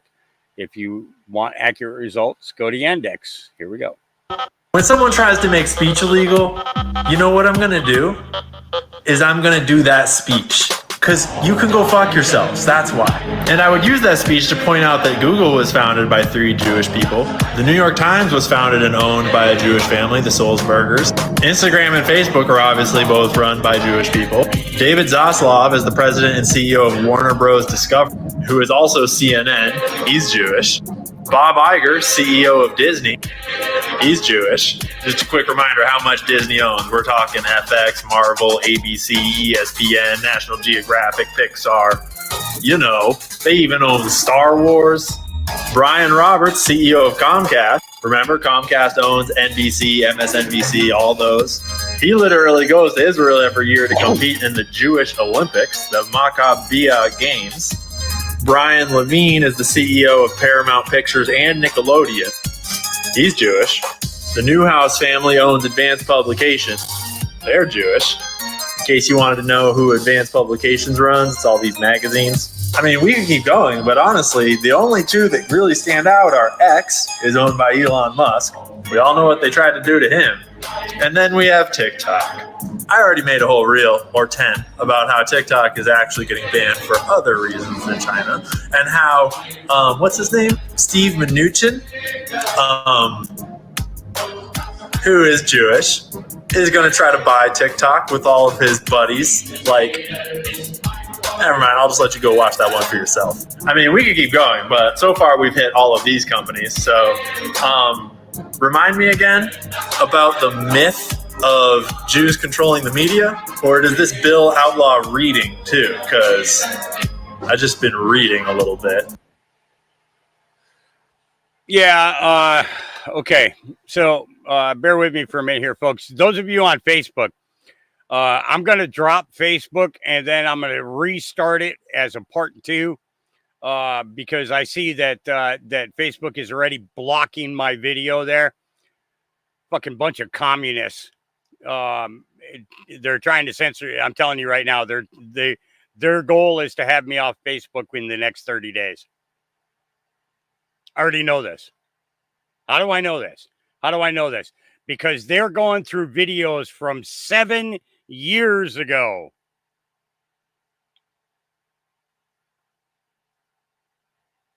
And dinging all my videos, every single one of them. They're allowing foreign entities to claim my videos. So, so those of you on Facebook, I'm about to go dark on that side, and we'll come back as a part 2.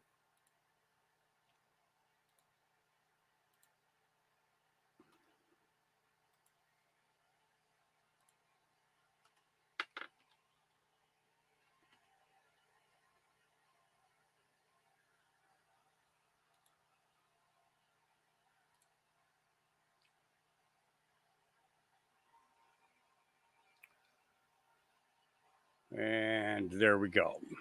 All right. Give them a minute to start floating back in. We had about 50 some odd people over there that were watching. So we'll see how fast they catch on or get caught up to us. So we're going to give them a minute to catch up and start filtering in over there.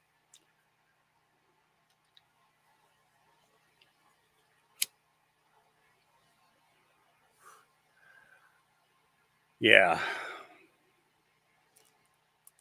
No, I already told them I'm going to sue the shit out of them.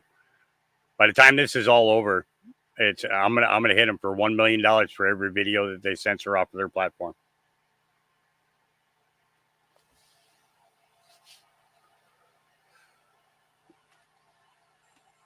Yep. Take away my First Amendment rights. They can go fuck themselves. Facebook is 100% corrupt and controlled. And the thing is they used we, the people's money in order to create it. 100%. All right, they're starting to filter in over there. Welcome back, Facebook. We'll be getting started here in a minute. I'm gonna give the rest of you time to get in here and get comfortable.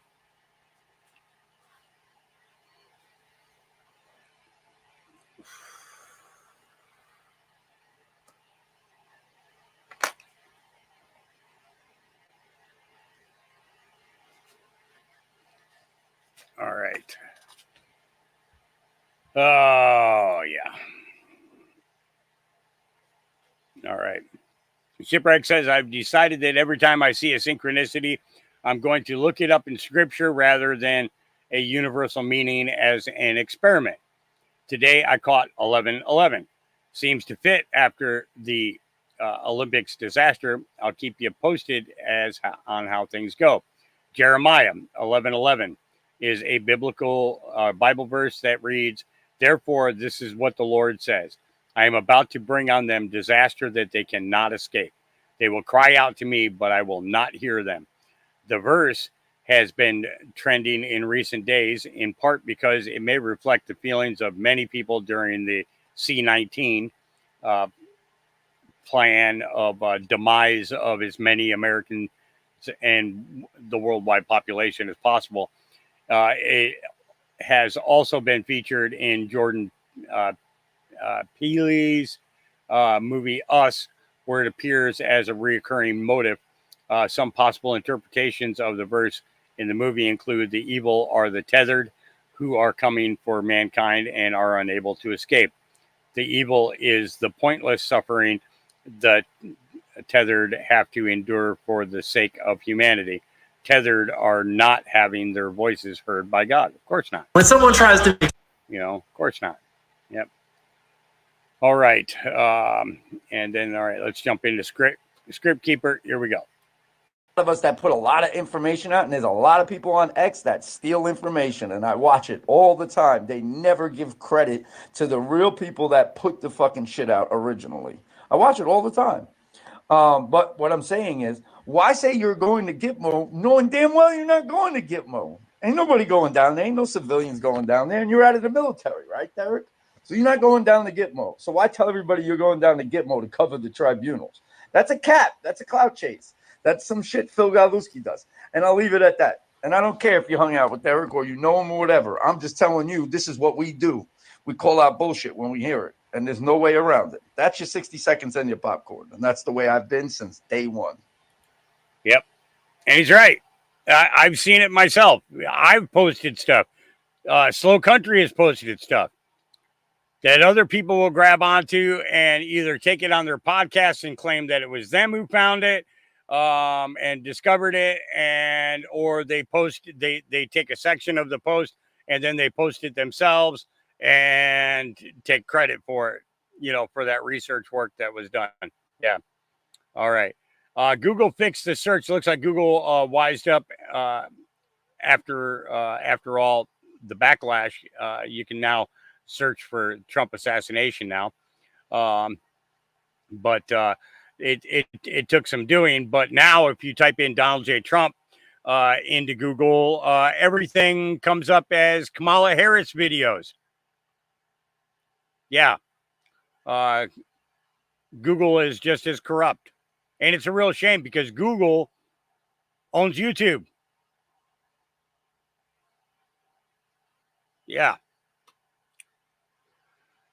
All right, Chanel Rion, so glad our diligent FBI could get into Thomas Crook's Google search history. Here we go. Good evening and welcome to Fine Point, where no narrative is sacred, no media hoax is safe, and we zero in on the big picture. I'm your host, Chanel Rion. Over the past week, you have by now heard me ask several lawmakers about Heritage Foundation's oversight project and their stunning analysis regarding would-be Trump assassin Thomas Crooks.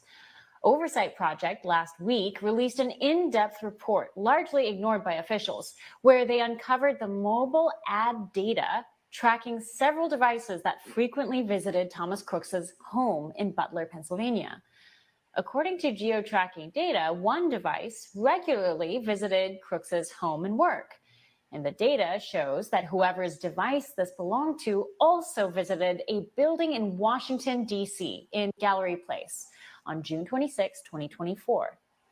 This is the same vicinity as DC's Chinatown and an FBI office. And just to recap Thomas Crooks and why dozens of special operators and former intelligence operators are expressing grave doubts this kid acted alone. First, you have this gunman who was able to procure the perfect vantage point on Trump in the open. And while detected almost an hour earlier, there seems to have been a stand-down order from higher ups. And at the very least, a total communication breakdown between all the people whose jobs it was to protect Trump. Then, almost immediately after the failed attempt, FBI pronounced with a certainty of gravity that this gunman acted alone, despite the FBI having trouble accessing Crooks's phone for days. Turns out Crooks had two phones, and we learned later that one of the phones had 27 contacts on it and several encrypted apps. Then you had this odd detail upon entering Crooks's home. It was clean, like a medical lab, a detail Navy SEAL and Congressman Eli Crane points out. Crane doesn't go so far to finish his thought publicly, but he knows the fingerprints of a cleanup job when he sees one. Did you get any reports from any of your agents of anything fishy at the home? I was briefed on. Was there any silverware found in the home or trash? I have nothing in the briefing that I was given. Was it extremely clean, almost like a medical lab? Were you given any of those reports? I was not giving any of those details. Sorry. Okay, that's what I'm hearing. Interesting. We were also told Crooks had virtually no digital footprint. There are inklings here and there. He may have had an anti-Trump Gab account, and he maybe had some gamer accounts, but that's it.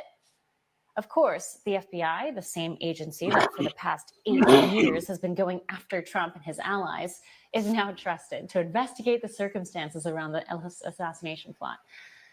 Can they be trusted to reveal to us exactly whose device was visiting Crooks and hanging around an FBI office in DC?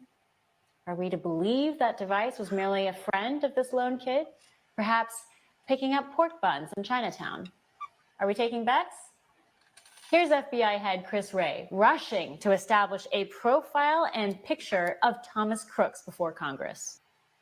And so one of the things that I can share here today that has not been shared yet is that we've just in the last couple of days found that from our review, to your point about devices, analysis of a laptop that the investigation ties to the shooter reveals that on July 6th, he did a Google search for, quote, how far away was Oswald from Kennedy? Wow. So glad the FBI could get into his Google search engine. Great work, boys. By the way, get a load of that body language. If your life depended on the correct guess, would you say that Ray was being totally transparent, or was he hiding something? Of course, big media, whose critical thinking brain has atrophied from years of disuse, is marching right along. The profile of Crooks is still blurry, and as bits and pieces of him come into focus, we are given a trite image, the profile of the kind of loners that our own government targets when they operate overseas? I mean, he would sit alone at lunch. I mean, he was just an outcast, and you know how kids are nowadays. So they're gonna see someone like that, and they're gonna target him because they think it's funny or whatever. So it's the best way I can describe it. They tell us Crooks kept to himself. He worked in a nursing home, ate lunch alone, was a part of a shooters club briefly. He did not have a girlfriend. He played games online. So we have recovered a drone that the shooter appears to have used. It's being exploited and analyzed by the FBI lab. The drone was recovered in his vehicle. So at the time of the shooting, the drone was in his vehicle with the controller. I'm sorry. I've seen a lot of uncomfortable people in the hot seat before. That man is rehearsing a careful story. The way I read it, his body language, his movements, he's overly eager to establish the story. If you've watched Ray, as I have, as some of us have, you know by now this is a dramatically different Ray than past versions of him. In past, he's cautious, he's measured, he's not animated. This latest Ray smells like 4-day-old fish. But that's my read. I'm biased in my belief that the FBI cannot be trusted at any cost, so take that as you will. The findings of the Oversight Project, at the very least, raise a lot of questions surrounding who Thomas Crooks actually was and what he actually planned to do. So back to those 9 devices that Oversight Project has tracked, frequenting Crooks's home and work. They're important because, like Ray has told us, Crooks didn't have friends. So these 9 devices must be important to him. That one of those devices visited the same vicinity as an FBI office is certainly adding fuel to the fire of those who suspect a deep state plot to kill Trump. And as far as we know, Crooks's parents do not work for the government or the agency. But we do know that our own government has been known to operate overseas to target kids like Crooks, what special operators have called the village idiot, who is then manipulated. He's an outsider in his community. Literal military manuals describe these kinds of personalities as ideal for manipulating in order to stoke disarray when needed. Profiles like Crooks are easy to manipulate because they don't belong anywhere, but they long to belong. So in comes a handler who befriends them.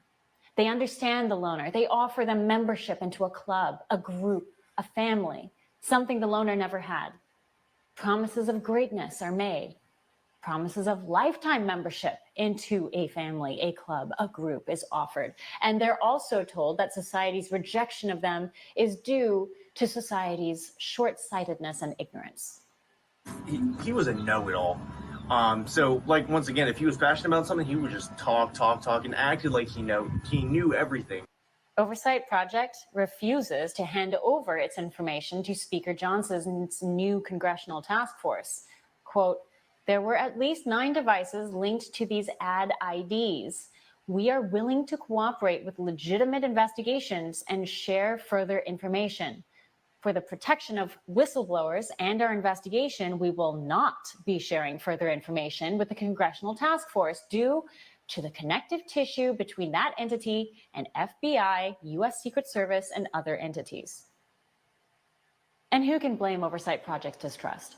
Lawmakers allegedly conducted an independent investigation into the Kennedy assassination. The Warren Report today is a symbol of government cover-up, where lawmakers themselves were complicit and our government's fingers helped pull the triggers.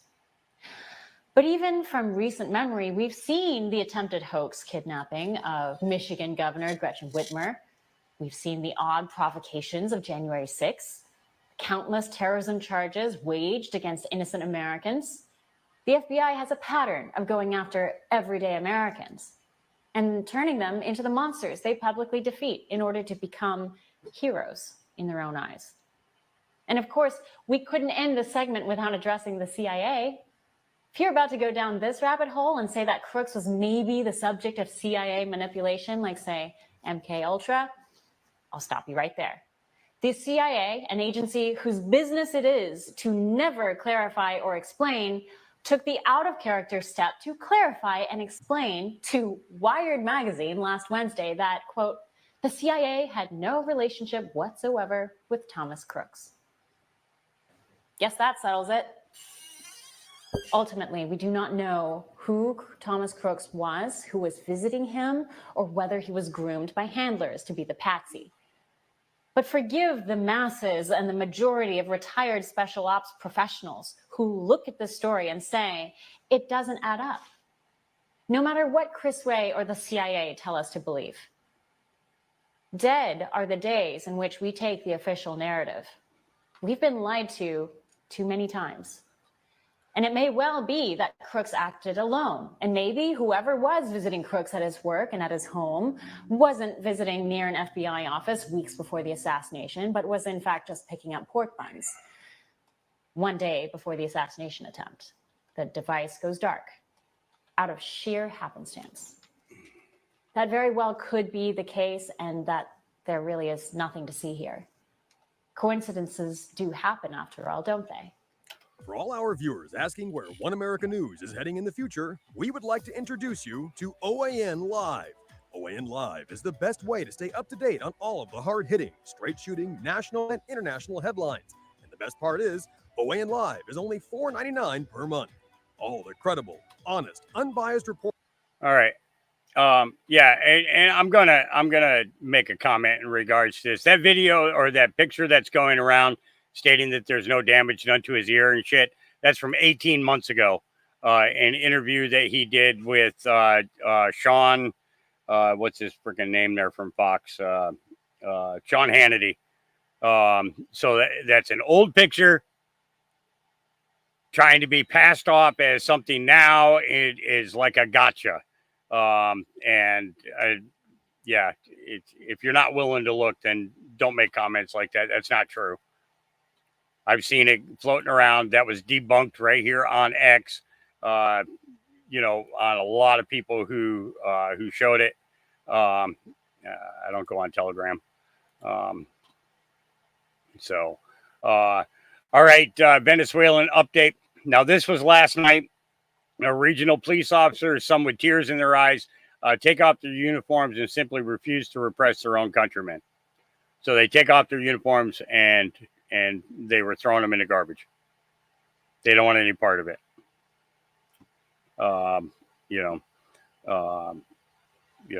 That's yeah, it's getting there. All right.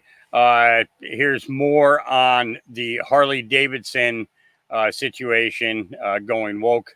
Here we go. If you've been following my work exposing woke companies, you are going to want to see this video because the Harley Davidson CEO, he is a little different from the other CEOs we've encountered while exposing these companies. And that's because he's a true believer, and I'm going to explain what that means. You're going to want to stick around because we've got a video of him referring to himself as some version of the Taliban. Yes, he says the Taliban. But in his case, instead of pushing Sharia law, he's pushing sustainability, which is really just corporate speak for wokeness. Now, let's start with this. He formed something called the B Team with Sir Richard Branson.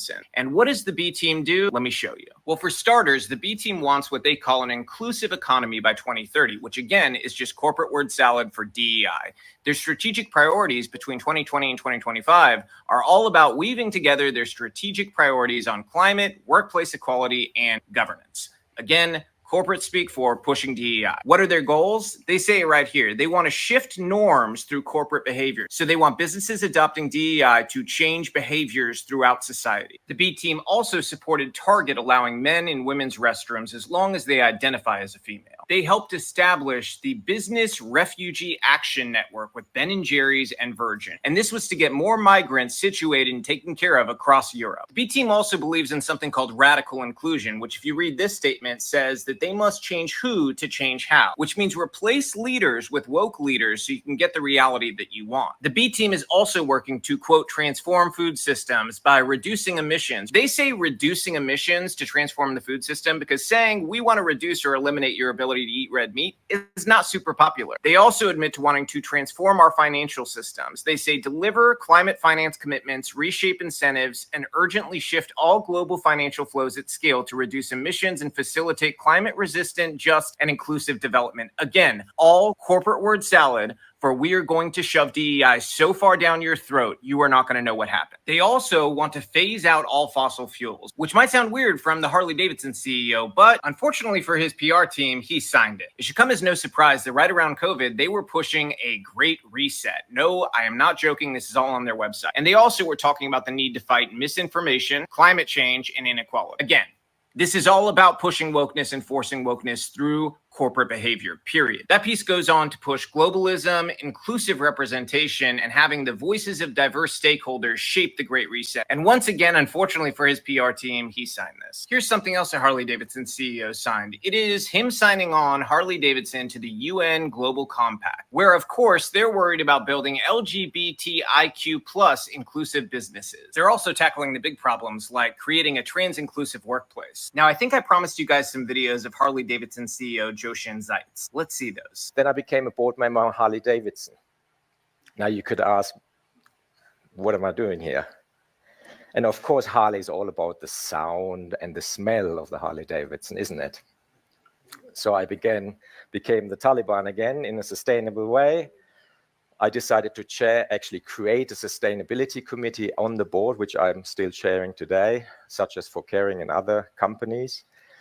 And we went about redefining the Harley-Davidson brand again and try to translate sustainability into something that would truly be embraced by the hog owner. So now you guys know why I see Harley-Davidson a little differently than the other companies we've exposed, because their CEO is not simply a CEO that got sucked into some crazy DEI plan by their HR team or PR people. He is a true believer, an architect, if you will, of using corporate power and corporate culture to advance wokeness. This is a man with a plan. Now it's up to us to raise our voices to Harley-Davidson, to their board, to get rid of this woke CEO and save a great American brand. Because if we don't save it, this man will drive it into the ground. If you think that Harley-Davidson has fallen totally out of alignment with its core customers that have made that company great and successful, then here's their customer service number to call. And here's Harley-Davidson's media department contact information. If you have any questions or a request for comment as to whether or not they're going to continue down this path of wokeness and DEI, or if they're going to turn around before they destroy this once great American company. Yeah, they're trying. They're trying. All right, older millennial, you can still have abortion in every single state in the country. Which makes Iowa the 22nd state in our country to have a Trump abortion ban. All right, I'm going to give you all a fact that neither Democrats nor Republicans want to point out. Right now, a woman can have an elective abortion in every single state in the country. This is something that Republicans don't want to point out because they don't want to encourage people to do it. And it's something Democrats don't want to point out because they want to fearmonger. Now, Kamala Harris is correct in the fact that there are 22 states who have passed some kind of restrictions on abortion, but in every single state in this country, a woman can order an abortion pill herself and she can take an abortion pill herself. There is not a single state where that's illegal. Now, in some states, it is illegal to have a doctor do that for you. In some states, it is illegal to have a doctor administer it to you. But in every single state in the union, a woman can do that herself. She can order the abortion pill, she can take the abortion pill, and she did not violate any law. Republicans, I'm sorry, I'm not trying to encourage this, but we have to stop letting the Democrats fearmonger on this. And secondly, let me address what she says at the end of her video.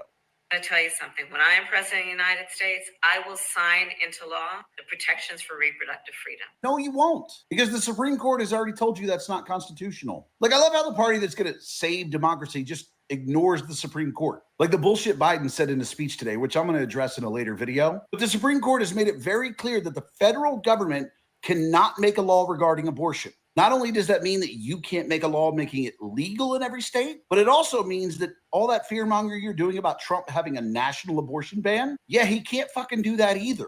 Because the Supreme Court didn't rule that abortion was bad. So whether it's you trying to make a law that makes it legal or somebody else trying to make a law that makes it illegal, none of that is going to fly. So Miss VP, can we actually talk about a topic that you'd actually be able to do something on?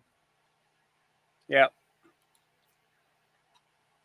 Trying to make abortion a civil right is, or a constitutional right, is just stupid. Really is. This was in the summertime last year when Derek Johnson said he was going to Gitmo. I just said the other day, what happened to Derek Johnson going to Gitmo? This was Crash's comment about me calling Derek out. Script got it before me. Again, not pointing out facts, only pointing out facts. So let's go here.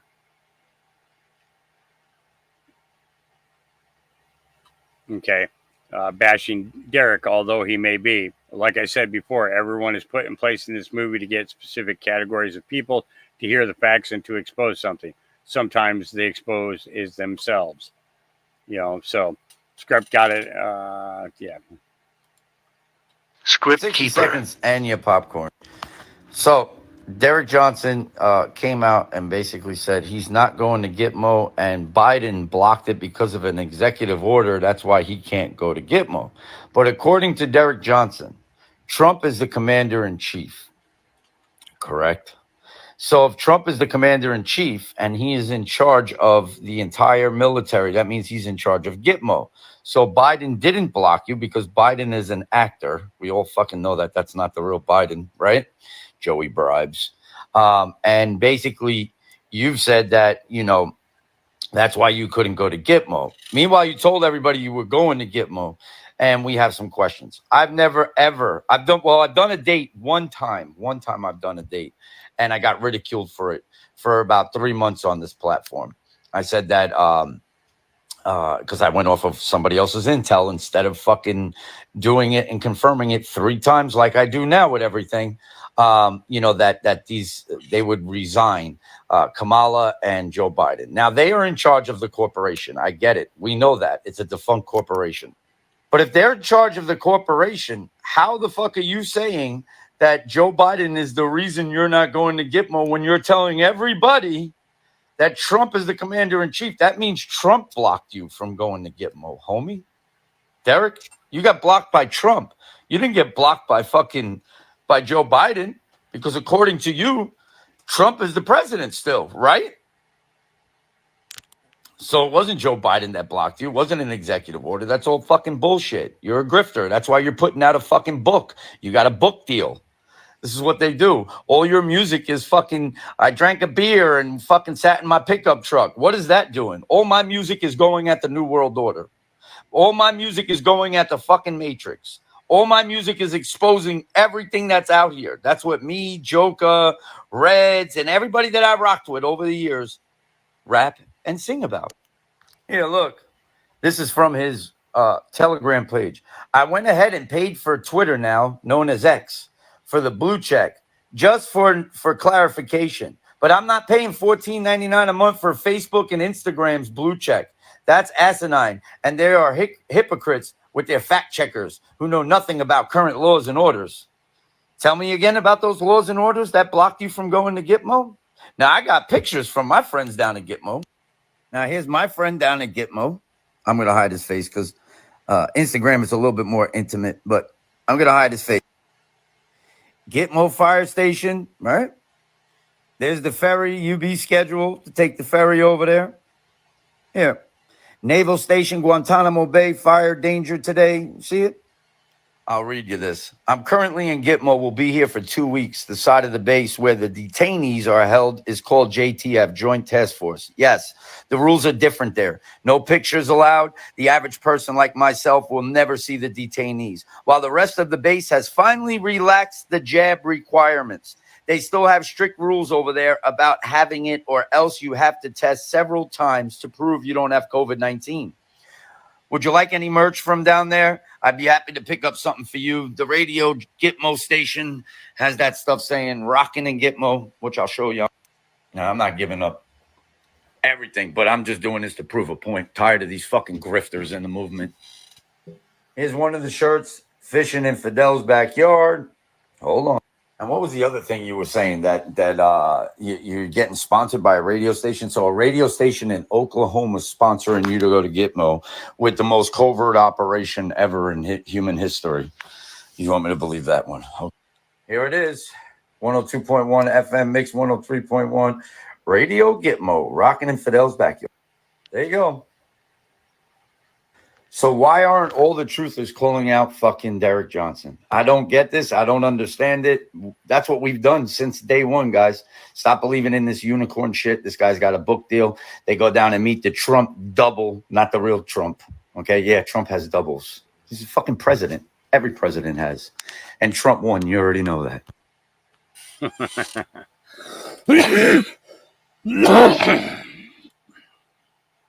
Yeah.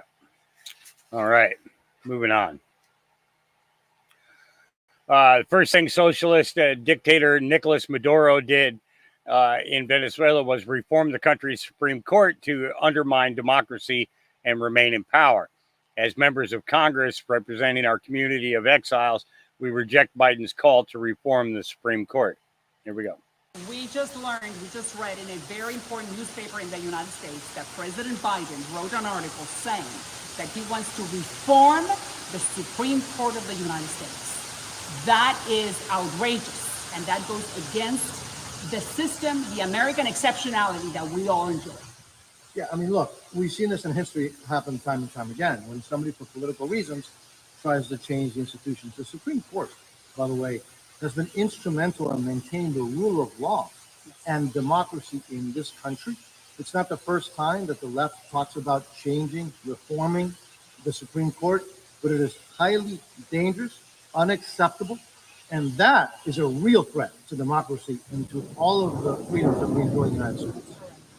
We had a great example of the threat to democracy yesterday when the Maduro regime invalidated an election and stayed, or tried to stay in power. What's the first thing that Hugo Chavez did when he became president 24 years ago? He actually reformed the Supreme Court of Venezuela, so he made things legal for himself. So what are they doing today? They're using that same court system to put in jail the main opposition leader, Maria Corina, and claim that she's been conspiring with Northern Macedonia. Touching the judicial system is one way to maintain power. And so this is really, really dangerous for the national security, for our security and the security of democracy here in the United States. And when the Democrats are saying that President Trump represents a threat to the American democracy, I don't think so, but this is a perfect example. The empirical evidence is against the Democrats because the President of the United States is saying that he wants to change for democracy. Not President Trump, but President Biden. So be very careful because touching the Supreme Court is touching the core of the American system. Interesting. Sorry about the background sound there. That's just the way that they recorded it. All right, Santa Trump, this makes way too much sense. Blackout, so we couldn't find out what really happened and start a civil war. Here we go. What happened Thursday? CrowdStrike blackouts. Right. That was intentional. That was supposed to be the full shutdown. Right. But because Donald Trump did not die, they had to pull the plug on that. What you're saying is they pulled the plug on the total shutdown, and it was too late for them to stop the entire thing because it was all planned ahead of time. Already put in place. And they utilized that shutdown to erase evidence of who was responsible for this. The plan was erase the evidence of who did it. Right. Then we blame it on Iran. We go to war with Iran. And then we say, MAGA guys, they killed your hero. Let's unite as Americans and let's go get them. And their plan was that all of us, quote unquote, deplorables would say, yeah, kill them.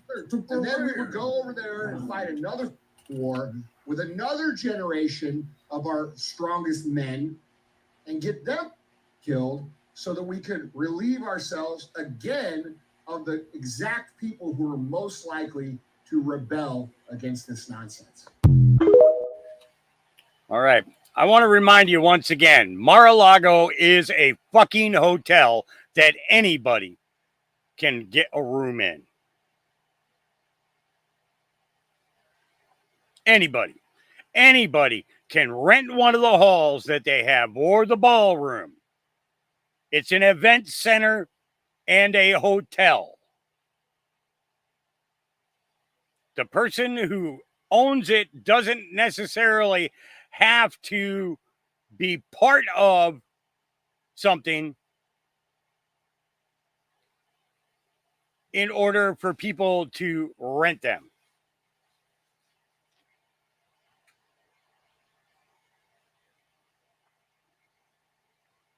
So because Juan shows up there, Derek shows up there, anybody fucking shows up there, okay, it's probably because they paid for a room.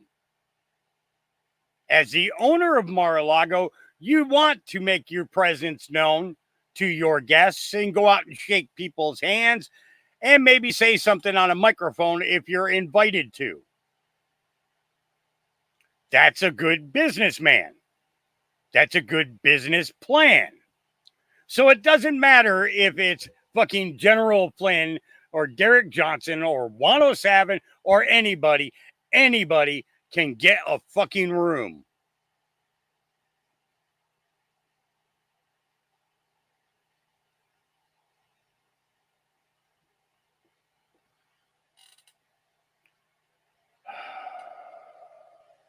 The Vigilant Fox says Tucker Carlson drops the F-bomb on the U.S. government. So encryption needs support, and it's not a crime. And I just wanted to put that on your radar. So thank you for giving me the opportunity to speak. Can I just respond to that really quickly? Privacy is the point. With no privacy, there's no freedom. It's a prerequisite for freedom. We torture people by putting them in boxes and staring at them all day and keeping the lights on. That's the worst punishment we mete out in the United States, is solitary confinement monitored. No privacy, no freedom. You know where there is privacy and secrecy in great abundance? The federal government, which is classified over 1 billion documents describing what they're doing with our money in our name. This is our government. And yet they have every right to keep key decisions from us. They just allowed the presidential candidate to get shot, and we're not allowed to know how that happened or why. So to take a lecture from them about how I'm a criminal because I want privacy in my financial transactions or my phone calls or my text messages, really fuck you, actually. And you don't get it? And I don't get it, but I demand it. I'm sorry to use profanity, but that makes me so mad. That's prima facie evidence of a crime. You haven't even declassified the Kennedy assassination files 61 years later, and you're lecturing me about wanting to have an encrypted text conversation. How dare you? You work for me. You should be in prison. I agree. Thank you. Free Ross. Free Ross. Yeah. And when Snowden can come back to this country to the ticker tape parade he deserves, then we'll know we live in a free country. And honestly, we've talked about this before. A lot of people call Snowden a traitor, but the fact of the matter is, without Snowden, WikiLeaks never would have been. We never would have known about the server. We never would have known about the additional emails. We wouldn't know what we know about John and Tony Podesta. We wouldn't know what we know about Hillary Clinton. We wouldn't know what we know about the DNC and everything else. Okay. If not for WikiLeaks,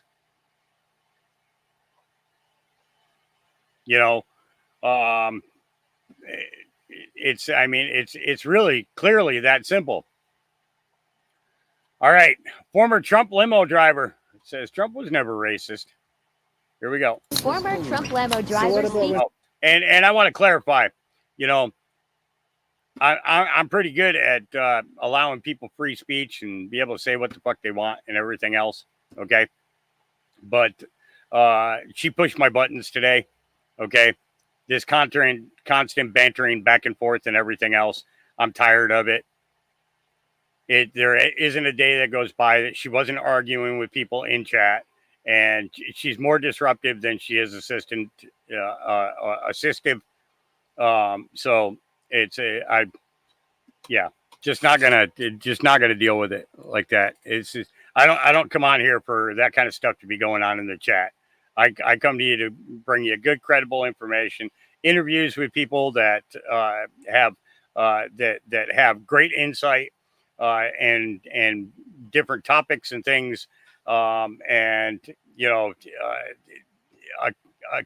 a consistent person who's counterproductive to everybody's learning is not conducive to my agenda, and my agenda is bringing as many people to Christ as I possibly can, and at the same time revealing as much truth as we possibly can before the time comes that it all comes flooding out and nobody can stop it.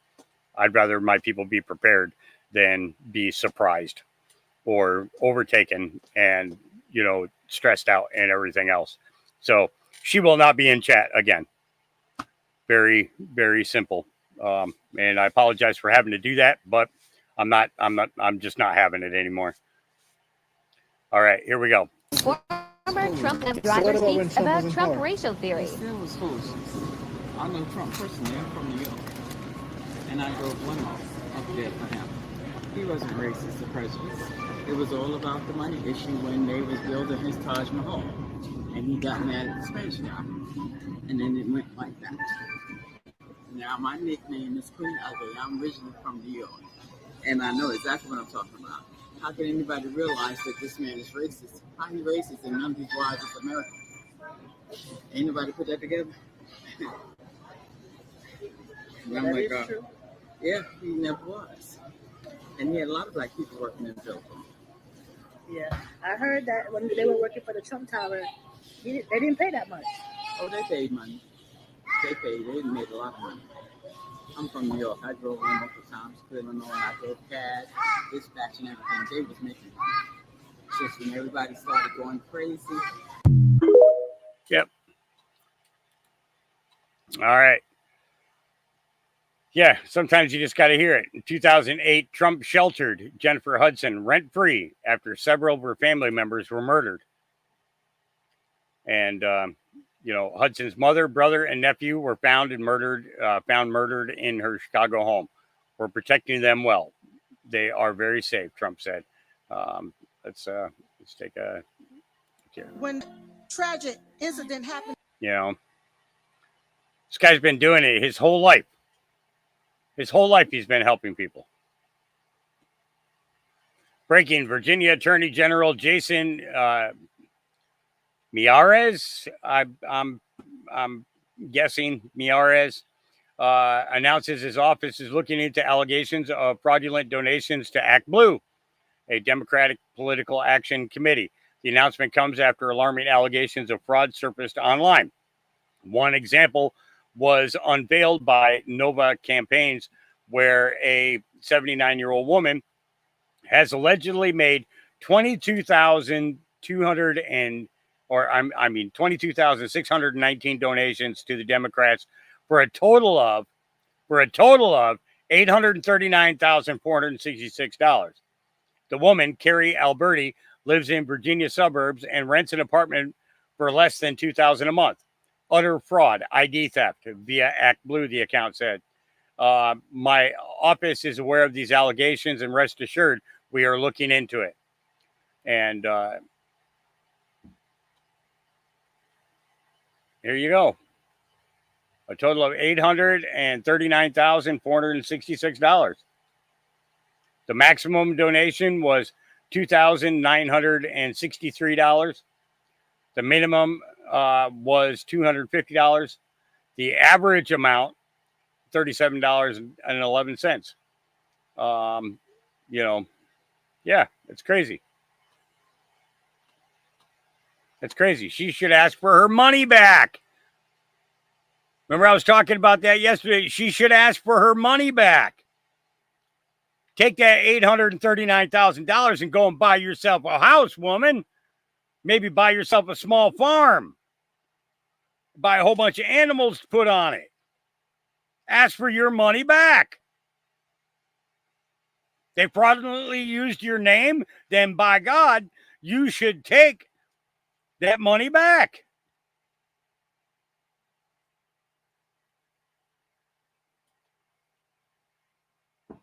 I mean, seriously, think about that. Say somebody did $10 million in donations in your name. I want my money back. Next thing you know, you're on a ranch in Montana or a ranch in Wyoming or a ranch in Utah, raising your own meat, raising your own fruits and vegetables, and raising your family. You got a couple of $1 million. You're not thinking about how many kids you have. You're thinking about how many kids you can make.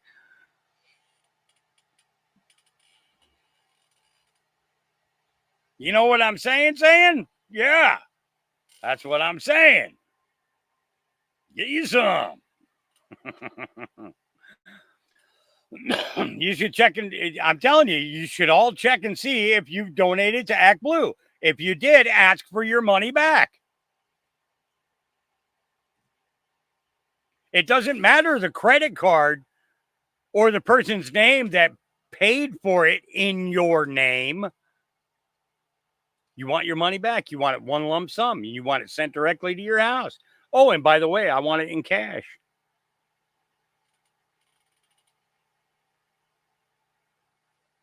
Yeah. That woman lives in an apartment less than $2,000 a month, plus expenses and everything. By the time she gets done paying all her bills and everything else, she's probably only got a couple $100 left over every month.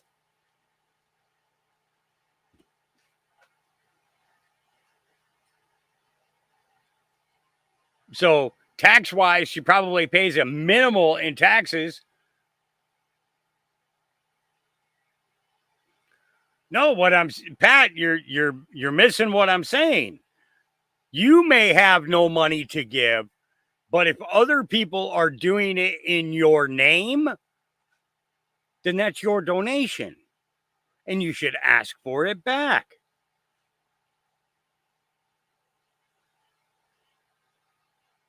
You see where I'm going with this? Yeah. Think about that.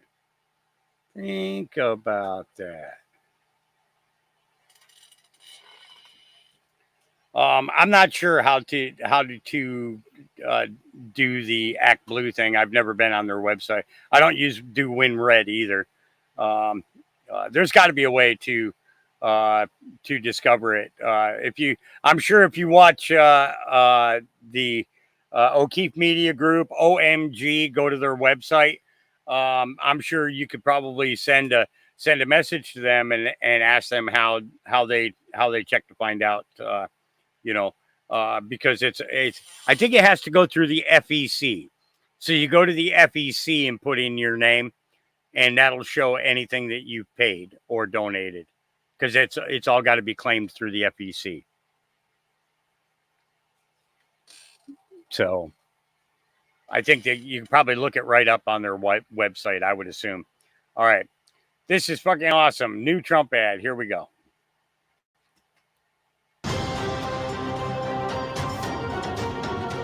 You're considered the most liberal United States senator. We're not going to treat people who are undocumented across the border as criminals. Abolish ICE. Yeah. Is that a position that you agree with? We need to probably think about starting from scratch. Say it loud. Say it clear. Everyone is welcome here. Raise your hand if you think it should be a civil offense rather than a crime to cross a border. Raise your hand if your government plan would provide coverage for undocumented immigrants. You support giving universal health care, Medicare for all to people who are in this country illegally? I am opposed to any policy that would deny in our country any human being from access to public health, period. You support the Medicare for all bill. I believe it will totally eliminate private insurance. For people out there who like their insurance, they don't get to keep it. Let's eliminate all of that. Boston Marathon bomber, on death row, people who are convicted of sexual assault, they should be able to vote? I think we should have that conversation. As President of the United States, I am prepared to pass a Green New Deal. Would you ban offshore drilling? Yes. What is the solution for voters who have jobs and interests in the fossil fuel industry? Transition into the jobs of the future. But would you support changing the dietary guidelines? Reduce red meat specifically? Yes, I would. We have to have a buyback program, and I support a mandatory buyback program.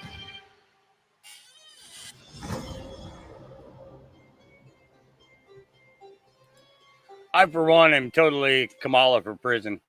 I am. All right. Kim Clement. Here we go. I got a couple of him today. I was given a dream. I saw a massive storm.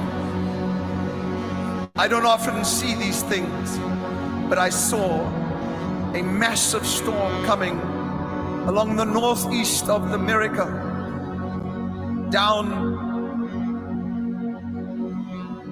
to the east, to the south. And it seemed like it was a tidal wave of destruction, and written across was Elizabeth. This will start now in November. a tidal wave that seemed to bring destruction. And it broke in pieces every wall and every building that stood in its way for its purpose. I realized that this was not only spiritual, but it was actual. This massive storm suddenly started lifting people. And I thought, God, would you please help them? For they will die. And the Lord said to me, watch, I do not bring destruction. And suddenly the people were lifted up as this tidal wave spread. And they were placed on high buildings all over. God said to me, it shall come, and people shall be lifted to a higher place. They shall not be destroyed, but that which can be shaken will be shaken. That which cannot be shaken will remain, says the Spirit of God. Now have you watched? Have you watched as my people have prayed that in the fall, have you watched?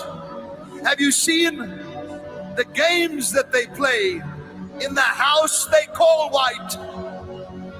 Do you see the game that they play? Says the Lord. What is this game that is being played between those that are anonymous, who say they do not mean what they say? God says, in this month of November, starting immediately, I will show myself strong. And I will prove to you today that this month, which I have termed hypnotic,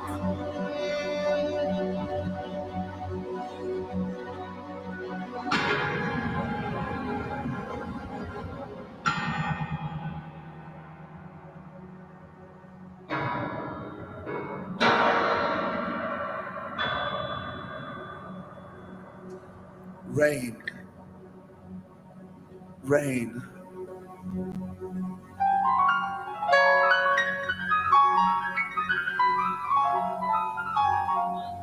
Rain.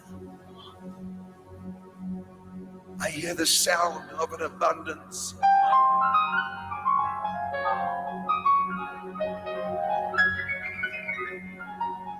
I hear the sound of thunder. I did not say to Elijah, there is a trickle, there is a drizzle.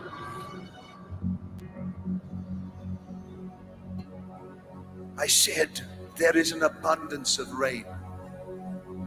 This that I speak about today is a rain that the earth has not seen. Did you see the rainbow in Israel? Did you see the rainbows in America?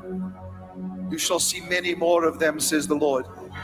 For my covenant remains, and I will not forget. There is rain coming.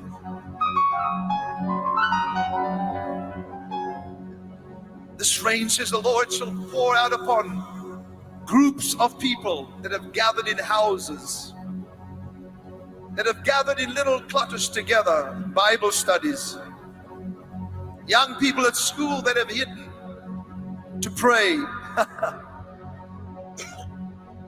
Rain is coming. I hear the sound of an abundance of rain. Demons have marched upon the schools. Demons have marched upon my young people, infiltrated their minds. This rain shall wash, and it shall be called the washing of the water of the word. For my word shall not be held back. I have made a promise to the people of the world and the earth, my people, that before I come and before I return, before there is a harpazo, before there is a taking away, there shall be an outpouring in every nation, and the Middle East shall have many Damascus Road conversions, from ISIS to Al-Qaeda and 11 others that raise up the ugly head. I shall convert one after the other, and they shall say, we must kill the Christian people. But God says, their blood is crying out to me, therefore I shall give you a double portion of my rain, says the Lord. Says the Lord. And this conversion that we hear about has been happening. People, Muslim people, have been reporting from all around the world that they are having visions and that Christ is appearing to them, and they're realizing that they were following the wrong prophet. Yeah. We'll hear more of it as it goes down. Breaking: Facebook has officially admitted that it wrongfully censored the historic, iconic photo of former President Trump pumping his fist with his ear bleeding after the tragic event that occurred during his rally in Pennsylvania, saying this was an error. Well, I think that seeing that Facebook is doing this censorship, that there should be some legal recourse going on, and they are censoring heavy right now as I speak to you. They are censoring as much as they possibly can, and it is going to get worse. I said this yesterday. That's why I named yesterday's show the way that it is. Censorship is real, and it's going to get worse. Tony says it's no longer Republican and Democrat. Either your Team America or your team pronouns and rainbow flags. Here we go. It's literally this simple, and I'm going to say this shit one time and one time only. Because it's no longer just Republican and Democrat. It's no longer just Republicans or racist-ass white people and da-da-da-da-da. And it's no longer Democrats are progressive and for the people. No, that shit is out, bro. After COVID, that shit is over. After the last 4 years, that shit is over. I don't know about y'all, but I ain't fucking with this inflation no more. It's out, bro. So it's literally this simple. You're either a Republican and you're for America. You're for Christianity. You're for progressing this country. You're for the police. You're for all that stuff that matters in a functioning fucking society. Or you're the party of fucking pronouns and rainbow flags. I said what I said, but it is what it is. It's literally a line right here. And you're either for the stuff that went on at the Olympics, which is over here, the party of pronouns and rainbow flags, or you're over here, which is a party for America, bro. Pick a side, choose up. It's literally this simple, and I'm going to say this. Yep. Good versus evil. I think this has got music in it. Yep, it's got music in it. It is a cute video, though. Poor dogs going through this. It is cute. They got one with cats, too. They did one with cats. Yeah.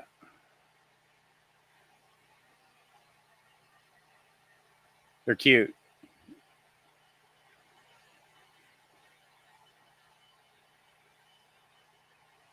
Golden retrievers. Yeah.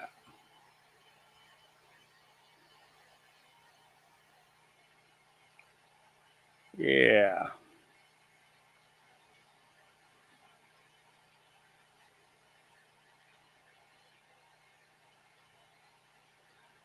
All right, that's enough puppy watch for today. All right. Yeah, don't need that one. Don't need that one. All right, Tennessee, brand new 60 residential home. Each development communities are being built that are for rent only. There's a lot of outrage here in Tennessee because a lot of Californians have moved here. Now, I moved here in January, but I'm originally from New England, which is a market that I also cannot afford to move back to. But the real issue that people should have in our country is not the random person finding their first home they can buy. The real issue is this right here. The corporate-owned housing communities. There are 60 homes going up right there. They're all going to be owned by a corporation, and they're only going to be leased out to people. And those 60 homes are going to turn into 60,000. And I just find it so crazy that we're letting this happen. Owning a home should not be a giant investment for shareholders. It should be something we all have a right to do. And they're changing the American dream and making it so the American dream is not home ownership, but it's renting. And I think that's wrong. And I think that's a much bigger problem. Yep. All right, Jesse Waters, here we go. In Washington, D.C., the words President Kamala Harris used to be an inside joke. Last year, party kingmakers tried peeling her off the ticket. The headlines were everywhere. Democrats shouldn't ditch Joe Biden. They should replace Kamala Harris. The case for Biden to drop Kamala Harris. For the country's sake, Vice President Harris should step aside. The Kamala coup was in full swing. Her whole staff had quit, and they were leaking she was a soul-destroying boss and a bully. Biden wasn't the problem. Kamala was. High-level Democrats had to rally around an 82-year-old Joe Biden because they feared the nomination of Kamala Harris. Joe Biden was fighting Father Time because he was concerned Kamala wouldn't be able to beat Trump. Alas, Kamala survived her coup, and Joe didn't. But Joe had the last laugh. Investigative journalist Cy Hirsch says Obama dangled the 25th Amendment over Biden's head to get him to step down. Now, Fox hasn't confirmed that, but sources close to the Biden family say Joe gave Barack one big FU. If I'm out, then I am endorsing Kamala, is what Biden said. And Barack's fuming. Sources tell the Post that Obama knows she can't win and is furious that things haven't gone his way. He wanted an open primary, but Biden backed the party into a corner and jammed Barack, which is why his endorsement video wasn't ready. It came almost a week later. So what does the left do when they're about to lose? Lie. They want you to believe the woman they tried to fire is giving Trump fits because she's the next Obama. What he sees in Harris's rise is that she's becoming a cultural phenomenon. And I think that's very difficult for him to process and deal with because it can be very politically potent. The celebrity president with a mugshot and an ear pierced by an assassin's bullet isn't the cultural phenomenon in the race. It's Kamala, the pantsuit messiah. Democrats say she's potentially Obama on steroids. And New York Magazine says, welcome to Camelot. There's an actual Kennedy in the race, and they're giving Kamala the Camelot cover story. They're using the same special effects on Kamala that they used to disguise Biden and are calling it momentum. But in brand new polls, Trump's beating her in Arizona, Pennsylvania, Michigan, Wisconsin, Nevada, Georgia. So is Kamala Harris making anyone change their votes? Black men said no. How many of you know a black man who has expressed to you that they're committed to voting for Donald Trump? Okay. For the brothers who have told you that or said that to you, has the emergence of Kamala Harris changed that for those guys? No. Same new sales lady, same bad product. Voters aren't buying it. Let's hear from some white guys in Michigan. Does Kamala Harris getting in the race change the equation at all for either of you?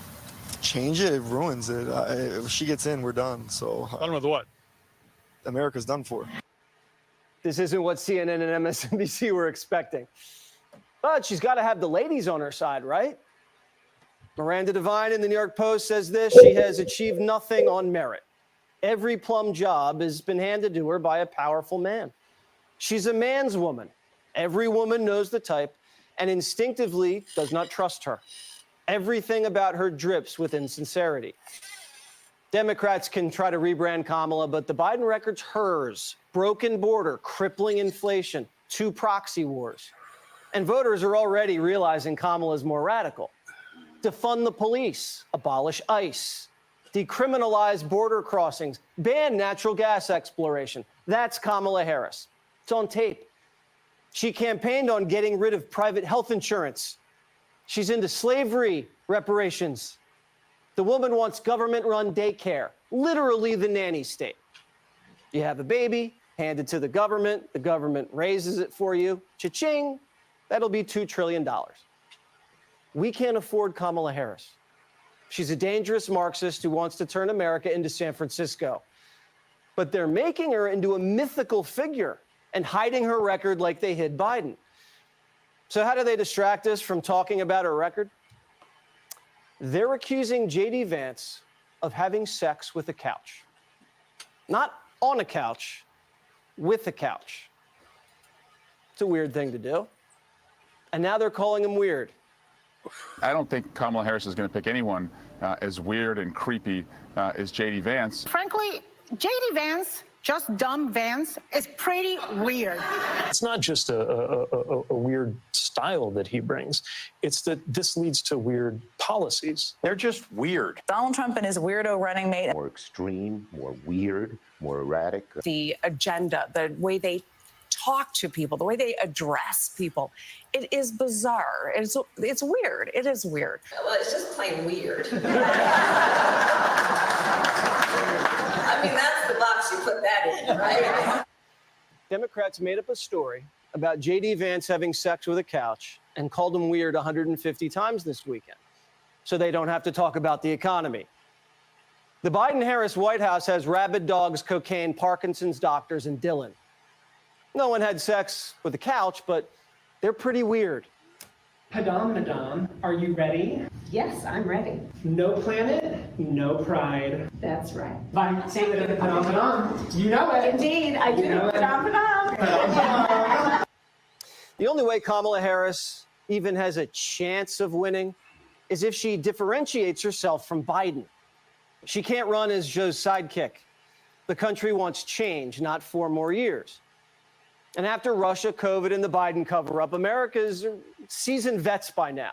We don't buy the hoaxes and believe the hype anymore. Our eyes are wide open. And if you're going to accuse someone of having sex with a couch, you better have video. There you go. Yep. Just one narrative after the next, after the next. Yep. We've reached a massive turning point in our nation, says Tony. Black Americans want nothing to do with the Democrat Party. I be hearing all y'all talk about how this world is just really literally just kicking y'all in the ears. And child, I know. Y'all gotta realize something. This Democratic Party, they run the media. They run these jobs, these corporations. They the reason why this economy is in piss poor shape. See, the Republican Party, this was built on the republic for which it stands, because that's what benefits us the most. Because being a republic person or Republican is about freelance. It's about being able to be self-sufficient. When you self-sufficient, you don't need any handouts from the government. But see, the Democrats want you to need them and rely on them and get handouts from them. But the thing about it is they make it so hard for you to receive them handouts that you deserve, that you put into, that it becomes obsolete anyway. It's all a scheme and a scam. I want y'all to really realize that that whole party need to evaporate in thin goddamn air. They need to, I dream of Genie them motherfuckers up out of here. Seriously. Like, if we really gonna have a government, they can't exist at all. Other than that, we don't need them. If y'all not gonna make it to where we all work together and can have a sufficient society that thrives on its own and bring back all the jobs to America, take them jobs out of China and all them other countries that y'all done sent the job to, shout out to Clinton, then there's no point in us dealing with y'all, because y'all keep selling us out. This party been selling us out since the beginning of time because they want to keep control and power over people. They don't want nobody to have nothing. They are evil, demonic ass people. And it's time that y'all realize that. Them people don't have your best interests. They got their own best interests because they own all this stuff. As long as you go to work every day, they can sit up and eat bonbons all day and chill out and do what they want to do. Go on islands and do all kind of unnecessary activity while you sitting up here sweating and bleeding every day for a company that don't care nothing about you. You can't even see your kids, enjoy your family, enjoy the fruit of your labor because you can't even afford to do so. And this is like the average American. A lot of us was self-sufficient before they came back in office. I'm not gonna hold none of y'all on that. Like, I was in retirement and now I gotta go back to doing what I didn't want to do, all because y'all want to move the goalposts. Oh, nah. Y'all gotta realize what's up. These people not right. And they playing in your face with that lady. They playing in y'all face with that real bad because they want y'all to just be bootlickers and keep bending over backwards for this party that don't care nothing about y'all. And it's over with. We not standing for that. The high almighty is not standing for it any daggone more. They time is up. They was supposed to be up out of here a couple of years ago and they know it. That's why they keep playing these damn games, these reindeer games. What's gonna happen is they gonna run off on the plug. They gonna run off with them donations because they know their time is up. They trying to use this lady as the plug to India because India rules the tech world. And honestly, we can run our own stuff here. It's so many intelligent people here. We all can contribute something to create our own economy. We do not need these people at all. Manifesto coming. It's on the way. Yep. All right. Moving along. Oh, this is a funny. Time to do our part, white women. Black women cannot do it on their own.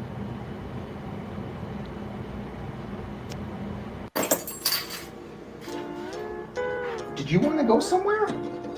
I forgot you black people don't know how to get IDs. I got you. I'm white. What you doing? You trying to read?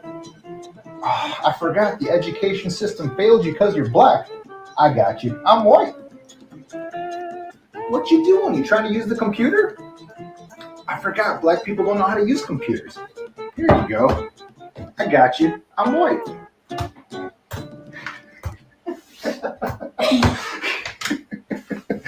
Time to. Oh boy. This is gonna get funnier and funnier and funnier. This is better than any Olympics. I gotta kill the music though.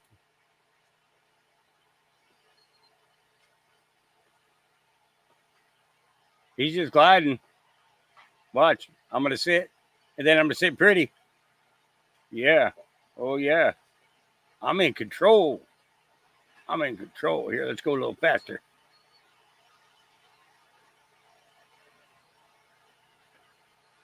I can do tricks.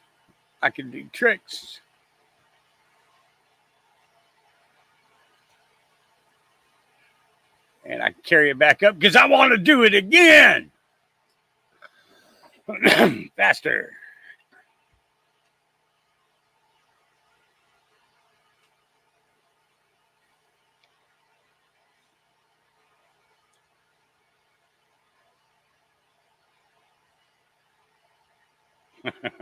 When I feel like. Yeah. All right. This man is a national asset and inspiration to many. Massive love and warmth for Elon at the U.S. Air Force Academy. CEO of Tesla, Mr. Elon Musk.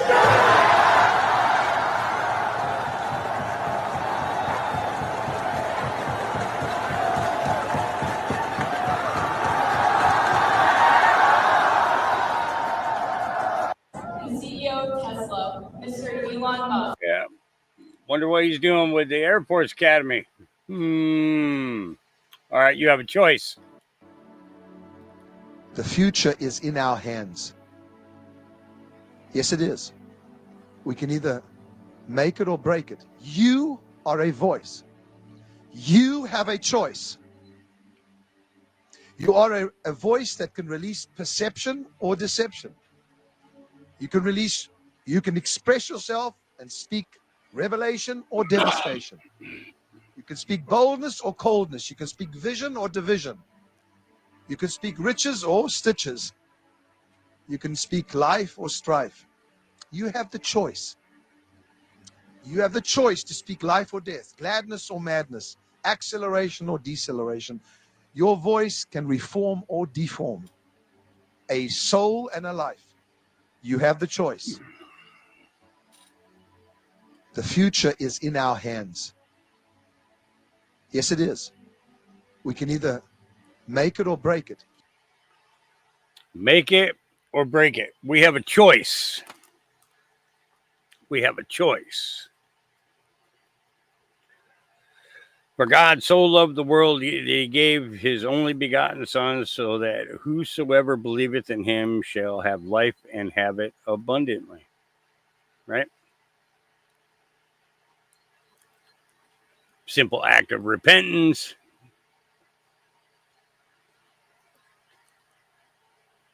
Well, maybe not so simple. Because when you know you did something wrong, first, it's hard to admit that you did something wrong. And then when you do realize that you did something wrong, oh, should I take this to God? To our Father in heaven? Should I turn it over to him? Should I allow him to step back in and help control the path in which I am moving on? You know, it's that simple.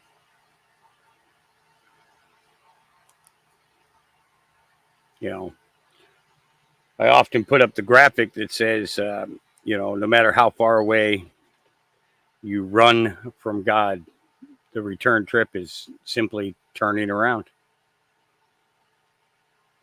Simply turning around. So you can either build the community or you can create division in the community, one or the other. You have to make up your mind. There is a time that we have to pick sides. You choose good or you choose evil, one or the other. You can't have it both ways. You know, people talk about, you know, money. Money is the root of all evil. No, it's not. Satan is the root of all evil. He uses money as a means in which to keep you enslaved.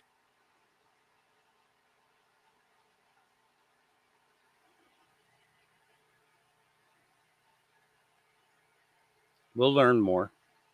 We'll learn more. We'll see more. It all boils down to how far will we let him take us away from our Father in heaven, our Creator. He who created the heavens and the earth. This plane of existence that we live upon is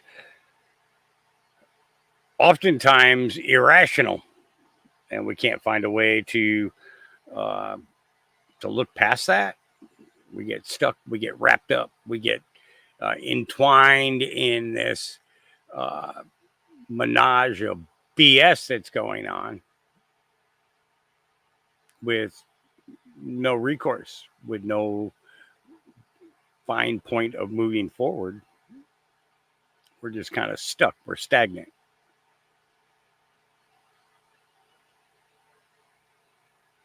That miry swamp. The water's up to our knees, and it's mud. Mud. It's getting to the point where you can't even lift your feet up anymore, and you're just wondering how you're going to move out of what is holding you in place. Well, you get out of that through Christ. You get out of that through our Creator. Through prayer. Through action. And for standing strong. All right. We're going to finish it up for the day. I want to thank everybody for joining me today. I'll be back with you again tomorrow about the same time, around 11 o'clock. Might be a little bit late. I got some things going on in the morning. I'm hoping to get them finished early enough. And I got very, very little sleep last night. We had an accident out on the main road outside of the property here. And so I didn't get to bed until like 5 o'clock. So I'm actually going to try and get some sleep now. And I will see you guys then. Remember, our Creator loves you beyond all compare. His Son, the Christ, he loves you. He sacrificed everything for you. And I love you. Peace.